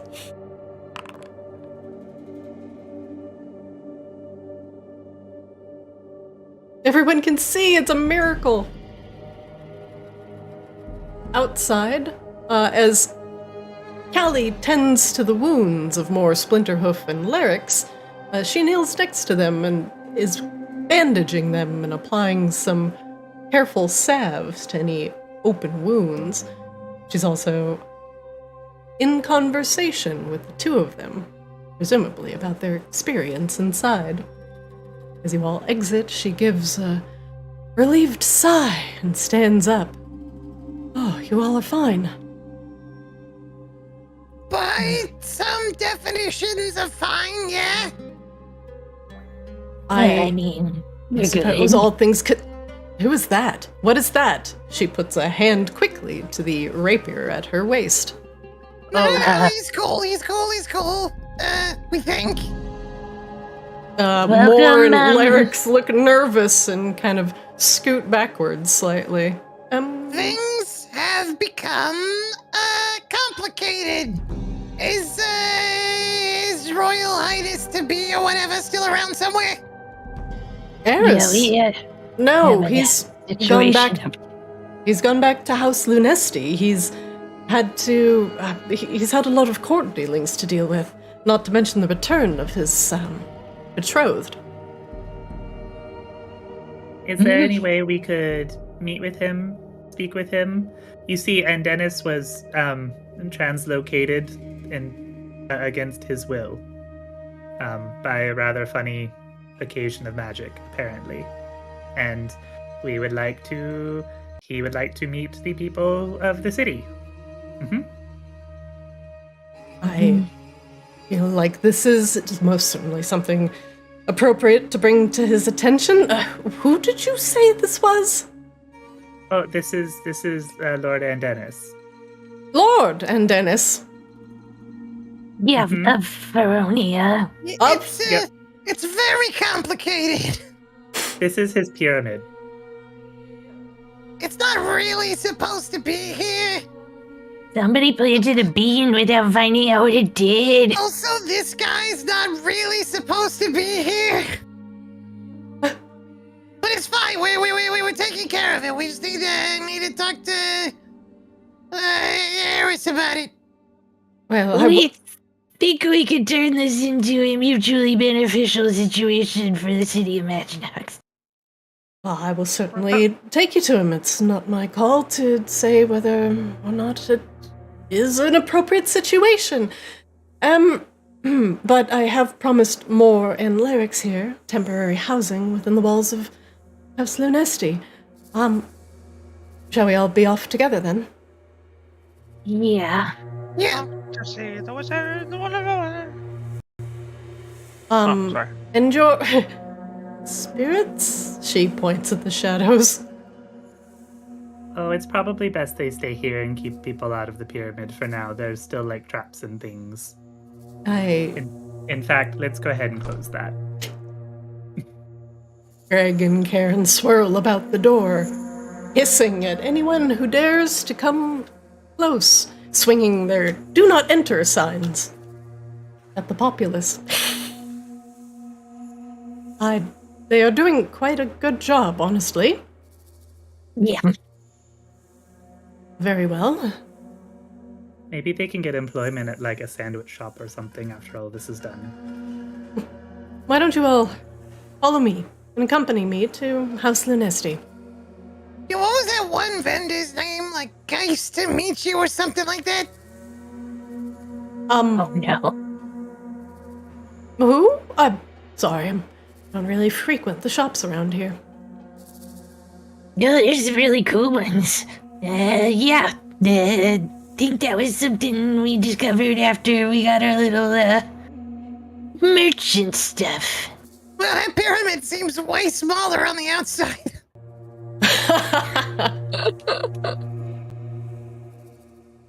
Generally, I don't trust the things that might look bigger on the inside. Well, the king's gonna want to know about that. Just trust us. One moment.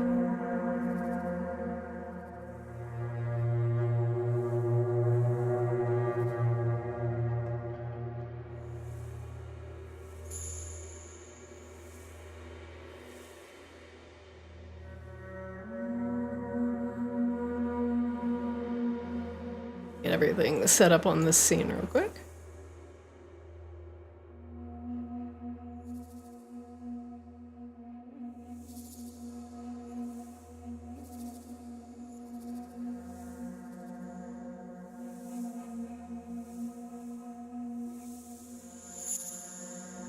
Quite the motley little crew we've got walking through the streets. Mm-hmm.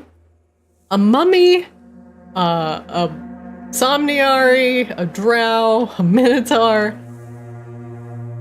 Walk into a bar. One moment.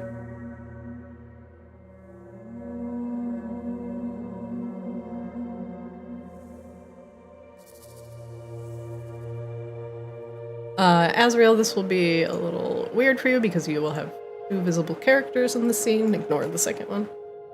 Or not. I don't see anything. Okay, good. Because I think I have you, controlling Azrael right now. Okay, just to be sure. As you walk out of the now, less bustling Maginox docks, and away from the cloud of smoke that was caused by the sudden appearance of the pyramid, you walk a little bit north of town and begin to see activity of minotaurs and kobolds walking down the road, and more Splinterhoof gives them a recognized nod.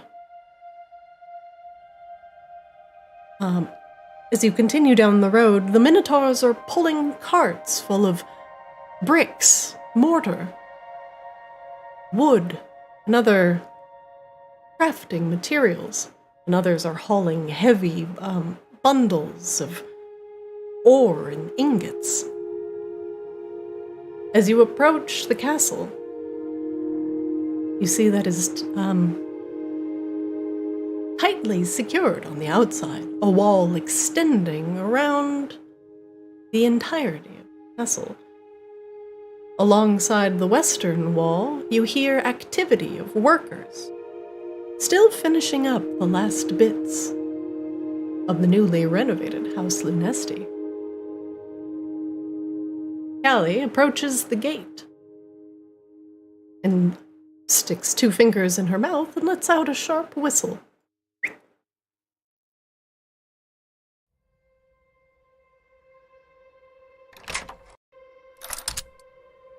The gate snaps open, and she gestures you all inside. Welcome, House Lunesti. We have a lot of activity going on here right now, so it's a bit in disarray. I apologize. We're still renovating after, well, you know. Yeah. And it's looking very nice, Lurk says. Yeah. Yeah, this is fine. I've been to places that are way more fall apart than this. This is beautiful. Well, thank you. It's not really my place to take any credit, but...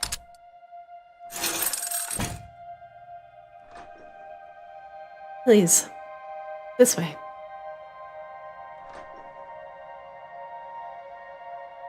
The central courtyard is lit by lights, flaming braziers that glow with a faint violet aura.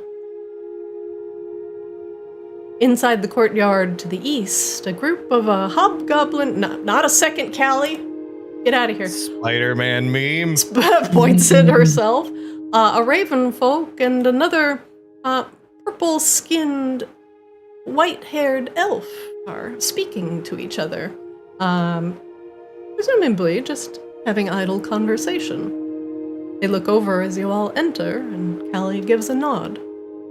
One of the somnivores, in the back, has the grace to give her a slight wave.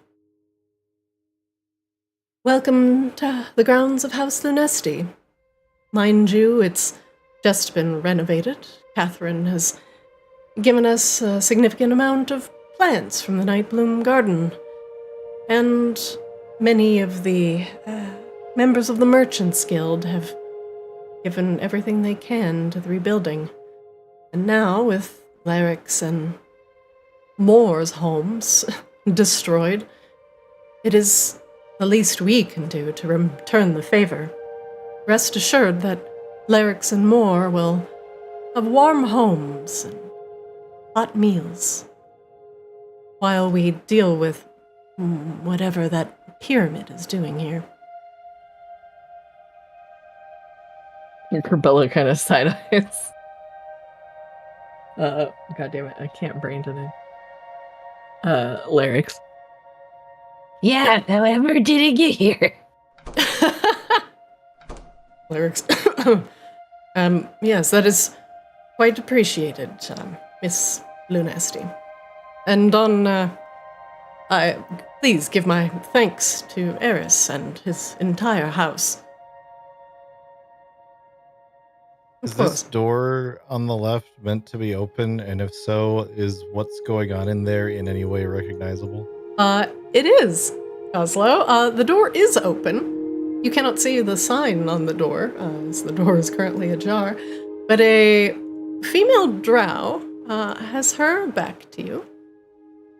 With long ears and gray skin, she is talking to another drow that is currently in a jail cell.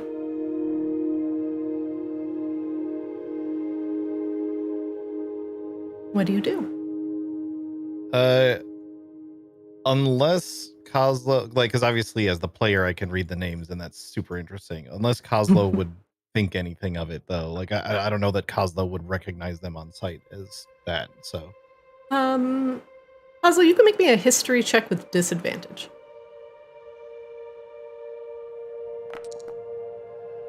It's not bad. Judging by the clothes the drow female is wearing, it has a vague bat-like motif to it. Long wings, a penchant for leather, little bits of fur. The drow looks like she belongs to House Hamaki. Kozlo will keep that information to himself for the time being. Okay. But definitely has made note of it. He's just not going to be like, What the crap are the Hamaki's doing here? in the middle of whatever's going on. Kelly doesn't seem to notice. She's looking behind her, presumably looking for Eris. Have you seen it? Oh, he's right inside. If you would like to speak with the future king, he's actually right here. He's talking with his fiancée. Perhaps it's not a good time to bother him. When is the right time to tell somebody that they might have a new army at their disposal? I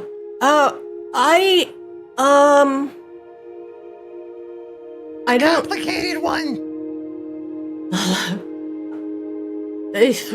She just walks in. Eris. Yes.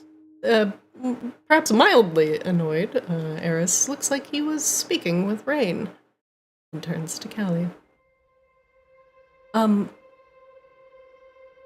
The adventurers would like to speak with you about the pyramid abruptly appearing in the middle of the docks. Very important.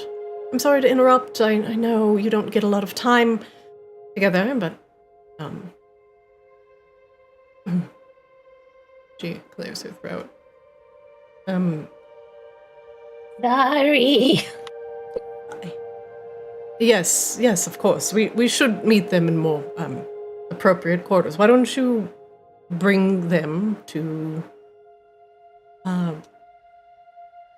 the meeting room, the long table in the back, Callie, so we can all have a comfortable sit. Yes, follow me, please.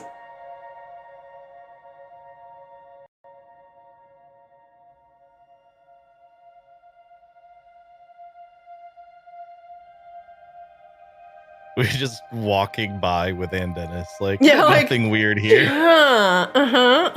People are looking at you, but I imagine it feels like we're wheeling around Hannibal Lecter when he's strapped to the freaking dolly. Eris quirks an eyebrow as Dennis enters.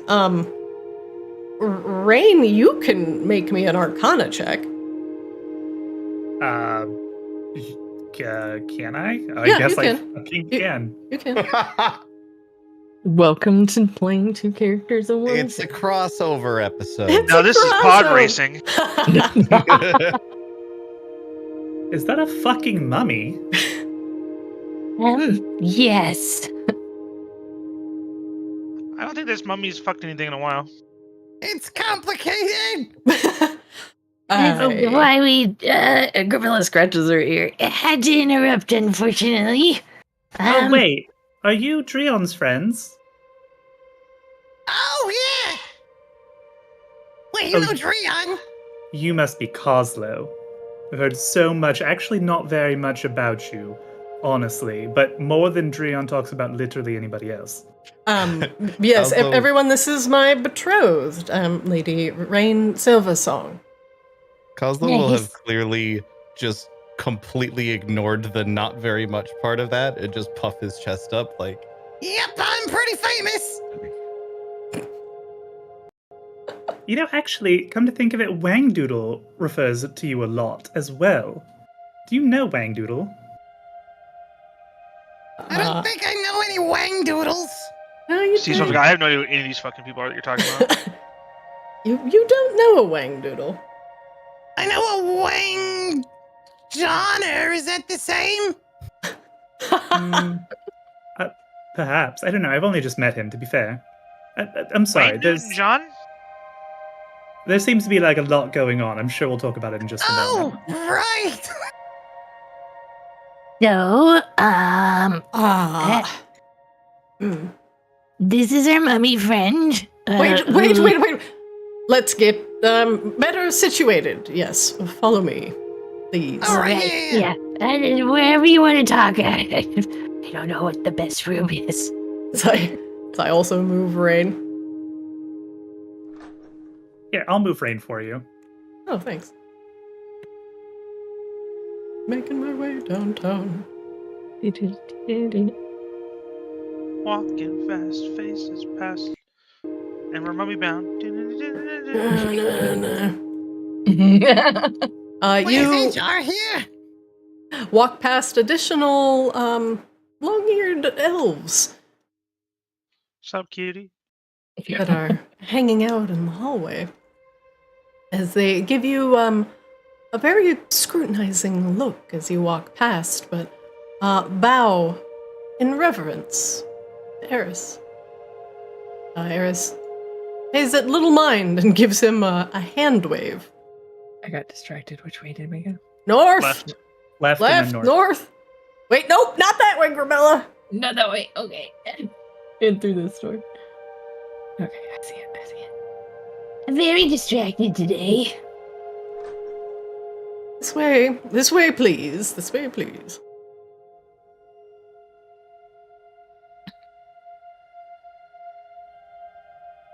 Ellie will not join, and Dennis will join. Ellie did kind of just drop the ball, getting everybody to the meeting room. Yeah.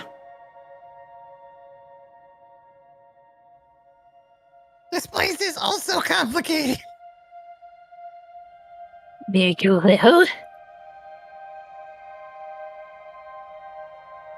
All right, come in, shut the door. We're all born in a barn. I was born in a lighthouse. I was born in mud. So, anyway, this is Lord Dennis. He was in that pyramid that appeared out of nowhere. Hold on, real quick. How has I imagine that we as a group decided how much of the truth we were going to tell? This seems like a very on-brand group thing to do, is like tell the truth but not the whole truth. AKA, are we going to bring up the beans aspect of this?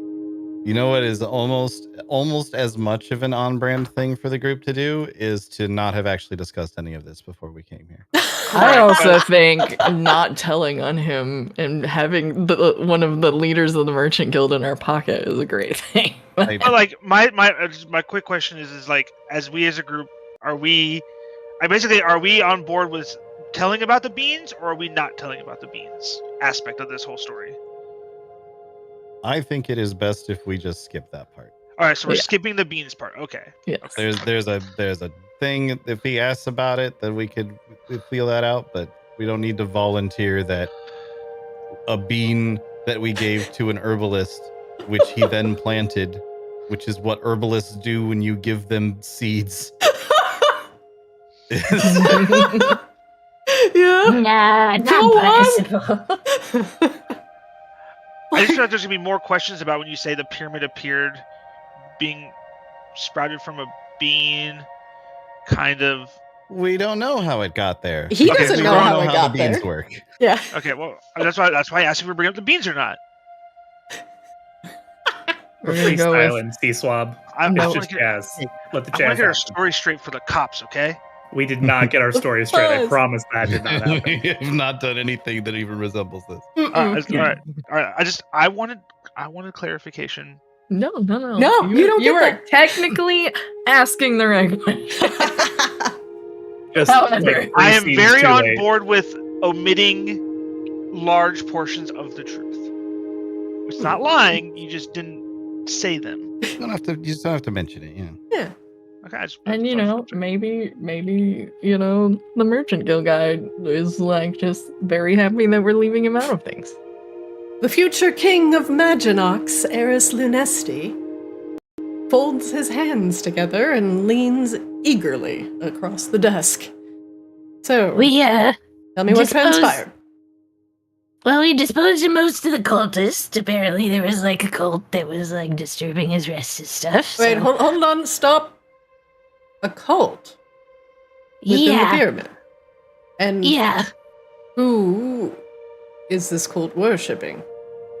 That guy, Mr. I can't say his name. I'm tired. Sorry. But like, This is Aunt Dennis. Yeah. yeah, but not like with his knowledge. They were just like squatting basically, and because he's a mummy, they were like, "Oh look, a mummy! Let's form a cult," which I assume is how most cults are formed. And not everybody actually knows the person that they're forming a cult around, and well, they made some mistakes. But at any rate, most of we them. cleared all them out. There's no more cults. Well, there's one, but she's decided in her best interest to perhaps not, be a jerk. We did have the one person that ended up Oh right, bring yeah. her back to life and stuff. Yeah, you did. She's Yeah. a minion now. But, you know what, Kazo, I'm gonna let you take over. All right, so here's sort of the top to bottom of it. I'm all Pyramid ears. appears. None of us knows why. We go to investigate it while you come back here. Inside we find the cult that Gravella mentioned, and then well, we get through all the cults, and we rescued Mo and Jerry. No, Larix. I forget the other guy's name. It's more. More, that's it. I remembered it suddenly. Now, was it the fault of this cult that brought this pyramid to Possibly? Maginox? Yeah, we're still trying to figure out how that even happened. And what was their intent? To invade? Well, that is, not an issue, because, Their intent, more or less, was to resurrect this guy. But after we took them out, he kind of resurrected anyway. So I don't know what they were doing. I don't think they had any idea what they were actually doing in there. Kind of like woke up, not resurrected, Coslow. yeah. But at any rate, he works for us now, kind of. He claims to be the rightful people of Feronia. Feronia? But like from a long, long time ago. Rain, make me a history check with advantage.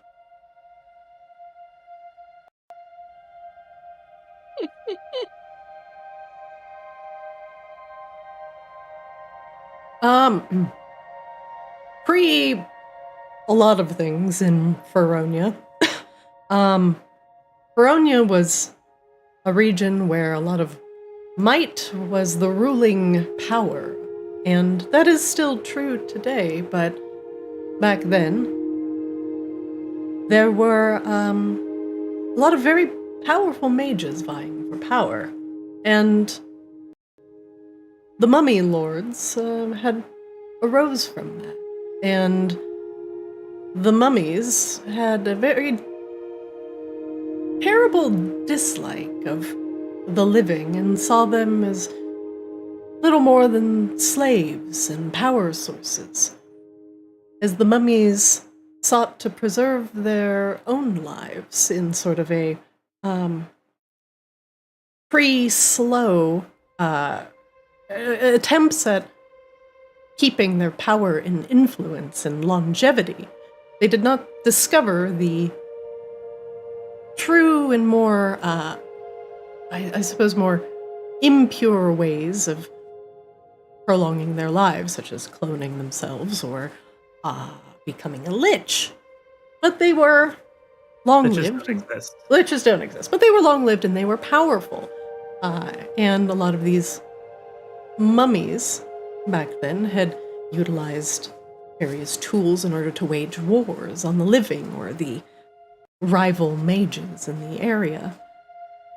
Some of the mummy lords utilized poisons, poisoned water supplies of the living, or utilized scorpions in order to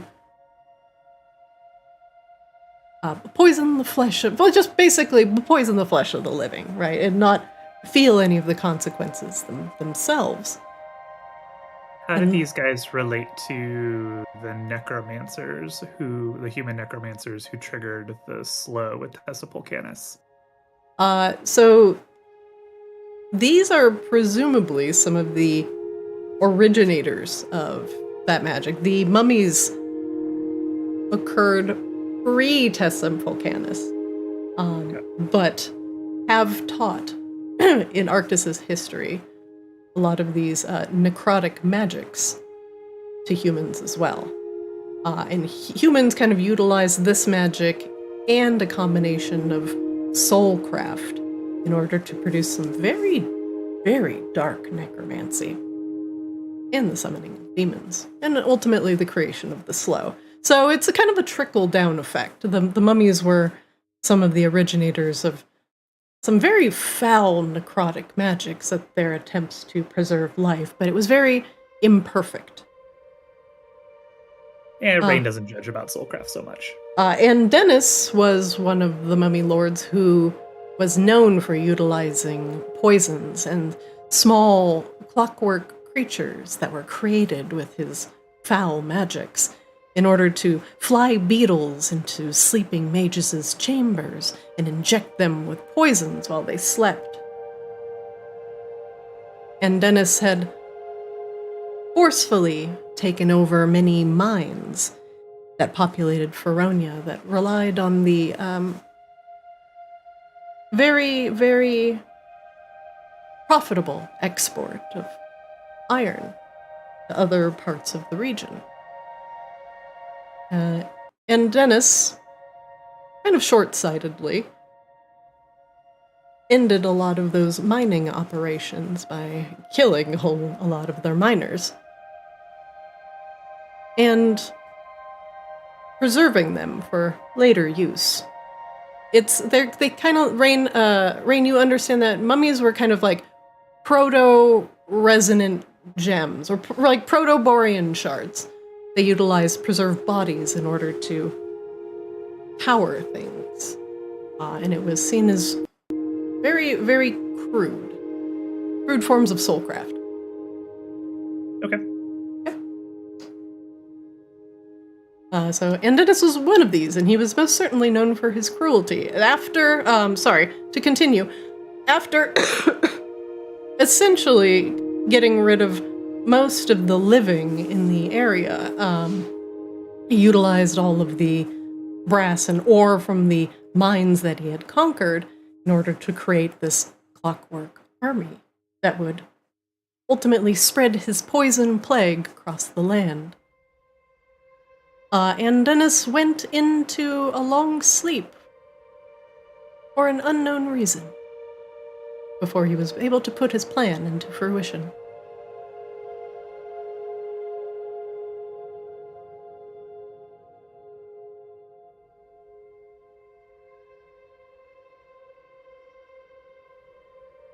That is what you know about this mummy, right? Rain leans back and continues listening to Kozlo's story. Okay. Sorry, Kozlo. Continue. You were in the pyramid. I forgot exactly where we left off. And Dennis woke up. Yeah. Okay. So it turns out there's some sort of prophecy or something, and this guy is now, like, sworn fealty to Azrael for reasons I don't fully understand. The prophecy. And that's all we need right now. And what was the prophecy? And Dennis finally looks up and leans forward. It is already done. The details are of little consequence. I have awoken, and I have pledged my fealty to the Master of Souls. Yeah, that's more or less the prophecy. He was gonna wake up, and I guess Azrael being there meant that he swore fealty to Azrael, and that was the prophecy. Azrael showed me the powers of resurrection. The true resurrection has been brought back to the lands, and thus I awaken to fill my army with souls of the resurrected in order to reconquer the lands of Feronia. You see, he's got some weird ideas about what happened in there, so that's why it's complicated, like I said. Azrael can take souls, grasp them from the nether, and thrust them back into their once living bodies. An eternal power source for my clockwork army. Does Rain know anything about resurrection? And how rare that may actually be? Outside of this? You can make me an Arcana check. Kozlo would be like doing his best ability to kind of just look across the table with this look of like, you see what we're dealing with? He's obviously crazy sort of look on his face. Resurrection and souls is a very delicate thing. You know, obviously, that some things come back from the slow, kind of unintentionally, and create the reborn. And some resurrection can be done just to barely save somebody from crossing over the wall between worlds to the other side. Before they cross that thick web, sometimes they can be grabbed back. But those that can reach between the wall between worlds is about as easy as someone putting their hand through a brick wall and then pulling someone completely unharmed through it. Not to mention, there's all sorts of things that want to come back across the wall between worlds. It is there for a reason. And also, souls, you think, that go into Arctis become a part of the land and become a part of a cycle. And true resurrection that bring things back after being like long dead is nigh unheard of. And it would take someone a significant amount of power and effort in order to not just breach the wall, but to bring a soul back that wants to come back intact. Something of immense spiritual power. And you have personally not met anyone that can do that, I believe, canonically, even in the Witchblades? Not like true resurrection, no. No. I imagine the Witchblade ritual is something more akin to like soul binding. Mm-hmm. So, bringing outside something... of Archfey doing it themselves. Yeah, outside of Archfey doing it because they're just not essentially people, they're possibly soulless beings anyway. But besides the point. Spoilers. Yeah, maybe. You don't know. So bringing something back that is long past beyond that wall is basically unheard of. And that would be like ascended quality. Like, if you could just bring people back, then why would anybody need to die? I'm sorry. I'd want to chime in here. I don't want to interrupt your story too much, but did you say they demonstrated resurrection to you? That sounds like a rare gift indeed. And Dennis nods. I saw the life leave that cultist's eyes. Soul begin to slip across the threads that bind the wall between worlds. Azrael had brought them back. It was truly miraculous. A prophecy fulfilled. I don't know. Grabella just looks uncomfortable at all of this. Harris also So you looks can see what uncomfortable. sort of crazy nonsense he's been spouting. But what is important is that, well, he swore fealty and he's got a whole friggin' army. And quite the interesting and powerful army, I might add. I seem to recall telling somebody that there could definitely be a Feronian army in the bottom of that pyramid when I first saw it, Eris. And everybody thought I was crazy. Yep. Apparently, Dreon has a lot of apologizing to do. Oh, Callie, too. So, Anyway, please continue. My apologies. you found yourselves a mummy. And Dennis is now loyal to you, Azrael. Well, yeah, he's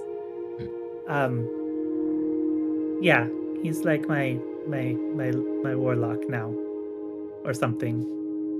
You're what? Well, like, I'm his patron. What Azrael means to say, and Dennis waves his hand. My patron grants me their blessing in order to reside upon this world without entirely deteriorating, lest my final purpose be to awaken the dormant army. Yeah, we kind of put a pause on that whole awakening giant clockwork army thing in the middle of town. You're welcome. And that's, a little above some of our pay grades. So we were wondering if, using him to protect Maginox would be helpful in any way, shape, or form.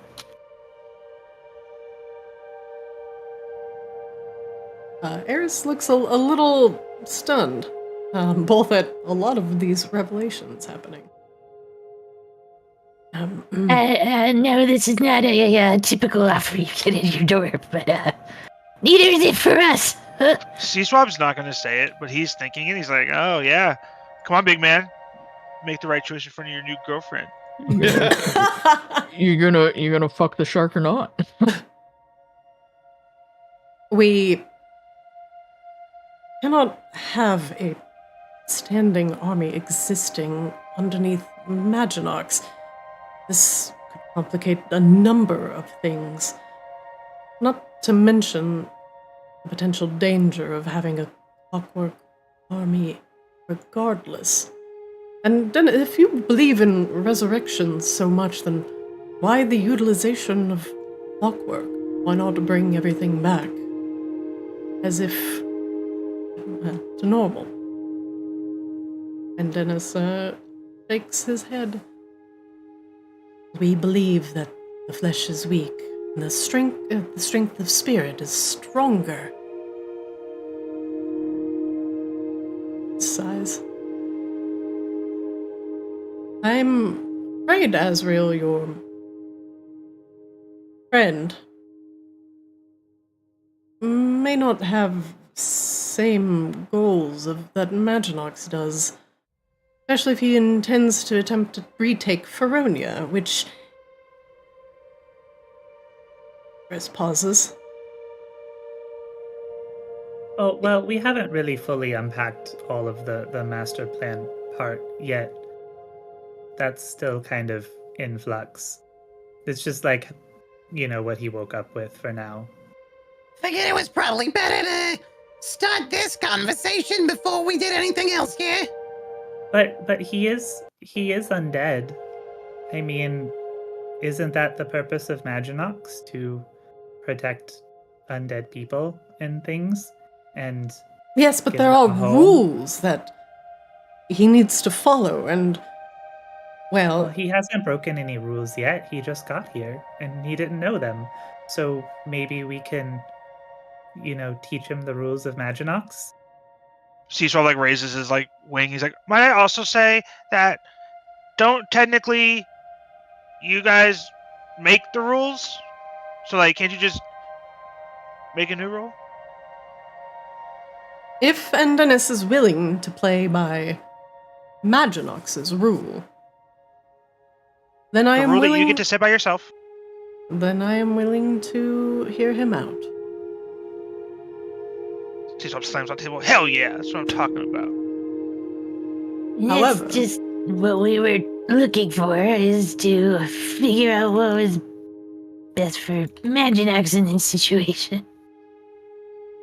Let us leave the ticking stick of dynamite alone for now. And Dennis, there are a couple people I would like you to meet. Azrael. He really wants to meet, Lena. Lena. That is a good idea. If the mummies are more closely tied to spirits, it would be good to hear the Umbralis' opinion on this. That's a good idea, Grabella. I sometimes have those. She kind of smiles awkwardly. But Azrael, do I have your word for now that whatever Andenis' intentions are with this clockwork army, that they remain dormant until we figure out exactly what to do with them and ensure they are not a danger to the city? Oh, of course, but we did kind of think that maybe we could use Andenis's help, or even his army's help, in dealing with, the lich problem. As much as having an army can be a problem, it can also be several solutions. Ray goes, I'm sorry, lich problem? Eris puts his hand on the table. I feel that a solution to perhaps a couple of problems just fell into our laps. Or burst into our docks, but yeah.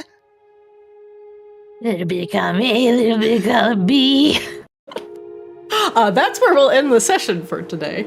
As Rain found out there's a lich!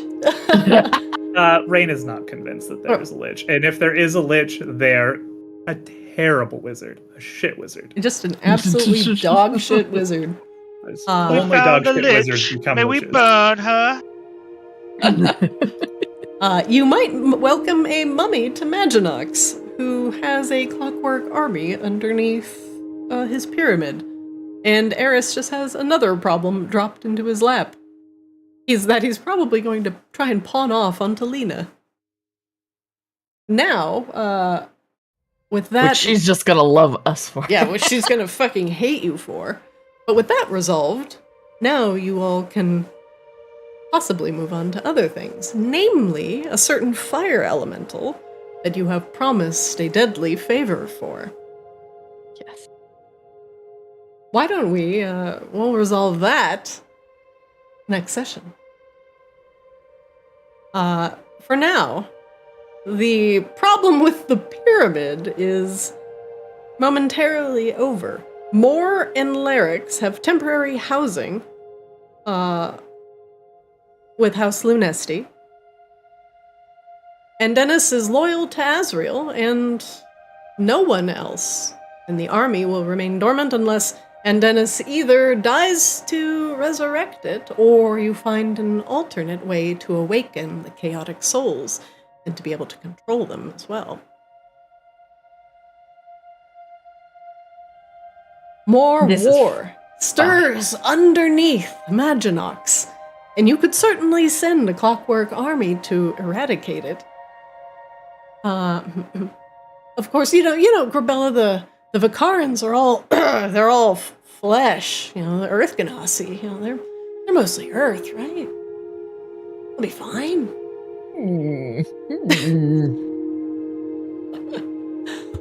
But can we keep the big booba lady and my girlfriend? Ah, shit, she's not gonna like this. Nope, I mean, definitely Big hate Booba that. Lady is a fire elemental, right? So she's also not flesh, really. Yeah, not flesh. We could turn your girlfriend into a mummy. Does that help, Grabella? Can I be a robot? It's a mummy robot? They're mummy robots. Yeah. Kozlo wasn't into this whole thing when it was turning him into an undead, but now that he can be turned into a robot, he's kind of like, maybe. I'm gonna build a rocket launcher with my arm! Oh my god. What have we done? So that will be temporarily resolved. And Grabella might unlock a powerful new ability if she gains a powerful elemental's heart. But you don't know what elemental is going to be summoned. Excuse me, elemental's essence. And you don't know what trouble on the plane of fire that's going to get you into, so we'll find that out. Next time. You guys have fun today? Yes. Yeah. Yep. Sorry about going AFK in the middle of that. No, it's all good. Thanks for sending me a text about it. The Hope doggo everything's okay? good. Yeah, he suffers from seizures. He's on medication. He Aw. hasn't had one in a while, but we had like a plane fly overhead. It kind of fucked with him and woke him up into it. So No. Oh, Poor buddy. it's okay though. he's my little shake weight. Shake weight. Oh no! Oh, Bobby. He's good. He's good. He's alright. Yeah, it's just he's on medication.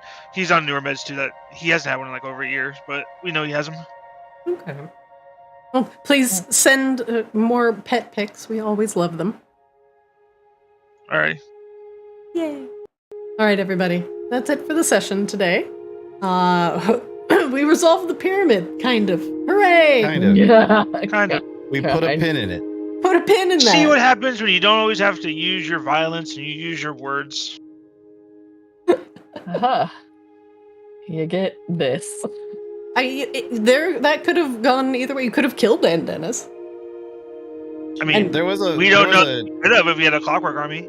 there was a significant portion of time where I was like, yes, just let him do whatever he's doing and awaken the army. We could figure out how to deal with that afterwards, but him not being a problem anymore would be nice. How dare you? And Dennis is Azrael's first legendary Pokemon. It's true. And by Warlock now. That's Yeah. exciting. You don't just let your first Warlock die. You never forget your first. Do you Really? feel that him being the patron, you being the patron or whatever of him, do you feel like that puts him now as like the top of your Pokemon list? Like yeah, your first or some ones are more special to you, but like this one draws power from you. Like there's a tangible gift in this one. There is a chance that now that they are tied together, that Azrael could just randomly lose a spell slot. Because he could just use one of Azrael's spell slots, but vice versa. Yeah, but I'm talking about like, how does Azrael himself view his Pokemon and who's his favorite? And is it now this one? It's like you have Rank your children, Azrael. I want you to rank them. Who's your Well, favorite child? Who's your favorite child? If you have You- more than 3, you have to have a favorite. Statistically, one's gonna be a fuck up. Well, let's see. Kozlo is Azrael's first Pokemon. Like, Kozlo is their starter Pokemon. So Yeah, Kozlo always have a spot in the group. Grabella is technically like the second Pokemon. He hasn't said a favorite yet, though. Notice that he said first. He didn't say favorite. And this is still important. You gotta build your team. Yeah. And then like Seaswab is like the newest Pokemon that was like really cool that we met like halfway through, like the gameplay, but it's like Seaswab's like the cool Dratini that you're like, oh, he's like not so strong right now, but like he can become like this really cool Dragonite. Like we're totally gonna invest in him, right? Yes. And then Dennis is like our first legendary Pokemon that we just got. And it's like, of course we're making room for our first legendary Pokemon. Like, how do you not make room for Mewtwo? Okay, I can accept this explanation. Yeah, and like Grabella's like my Charizard, like, you know, she's been around forever, like we fully evolved her. Kozlow's still like, you know, like I think Kozlow's more like the Eevee that we were kind of like, we don't know that we want to let him evolve because he's so small and cute. But then we're also like, but we can just get like all these fire abilities if we let him evolve. Eevee is the only Pokemon as far as I'm concerned. That is actually his favorite Pokemon. Yeah. So like we're Good just leveling choice. Kozlow up to get like his IVs really high as like base Eevee, and then we'll decide what stone we want to feed him at some point. Firestone. Because, you know, you don't want to feed an Eevee too soon, because then they lose out on like their Eevee level IV progression. It's true. Yeah, but you can give it a name and make it become a specific one if you want. Well, now you What? can. That's like a weird thing, but That's in Pokemon Go. Don't you remember that with the EVs? You can like, Oh name change yeah, it you to force it. could. I do remember that. Now that you mention it. When I played, we're getting way off and we're trying to like wrap up, but when I played Pokemon Shield, because Cherry was playing Pokemon Sword, not only did I play nothing but Eevees the whole playthrough and just evolved them all into different versions so that I could have like a rounded team. Yeah. But I also made sure to catch them all in a ball that shared the correct coloration for what they were going to He evolve was into. very specific. Wow. Which was real easy when I had to use like a Master Ball to get a Vaporeon or whatever. But when I was trying to get like a fucking, not a Master Ball, whatever the blue one was. But like some of those are not, they're not easy to do that with. Is basically where I'm going with this. So you use like a net ball for a Leafeon or like Yes, like exactly. okay, gotcha. Yup. That's is fantastic. Like thing that he did. Yeah. that is so beautifully thematic. I love it. I love it. I'm very committed. When is there going to be another Pokemon game? There's been like 2 more since Sword and Shield. Yeah, I think was it. But everyone Violet or hated them, something? so you don't hear Yeah. about them. I'm waiting Wait. for Red and Blue Classic season of Rediscovery. Yes. Oh, I would play some remastered. some All remastered. right, my last Pokemon. question is what was the first one you had, red or blue? Red. I still am have my the I still have my Charizard first after cartridge. all. I still have my Game Boy cartridge. It's downstairs. I had a Game Boy Color, Blue. it was like the see-through one, and I had Same. Pokemon Blue, and then thankfully my cousin had red, and then my cousin also had the link cable. Mm-hmm. Nice. So like after a while, I'd be like, hey, can we meet up and can you bring your link cable? You got it. That's how you. I forgot. Yeah. You had to like link up. All right, everybody. That's it for today. Go catch yourself some Z's. Yes. Hey, Bye. I'll be here next Monday, but the Monday after that, I'll be just getting back from Japan, so I probably will be out. Okay, sounds good. Well, thank you guys, and I will see you next week. Bye. see ya. Bye. Good night. All right, and that's it for Arctis today. Wow, what a golden legendary. Thanks for watching. Catch our, excuse me, my God. Catch our shorts and our funny moments over on Play Arctis on Twitter and TikTok. You can catch our VODs in full on Arctis DD on YouTube. We're a small channel, and all of your likes and subs are super appreciated. Thank you for watching. Super, super appreciate you. Thank you, thank you. I'm your DM Zarina. I appreciate you. I hope everybody watching has a fantastic week, and that you join us for some more D&D on Wednesday with the Arctis Ascended crew. Thanks for watching, and I'll see you next time.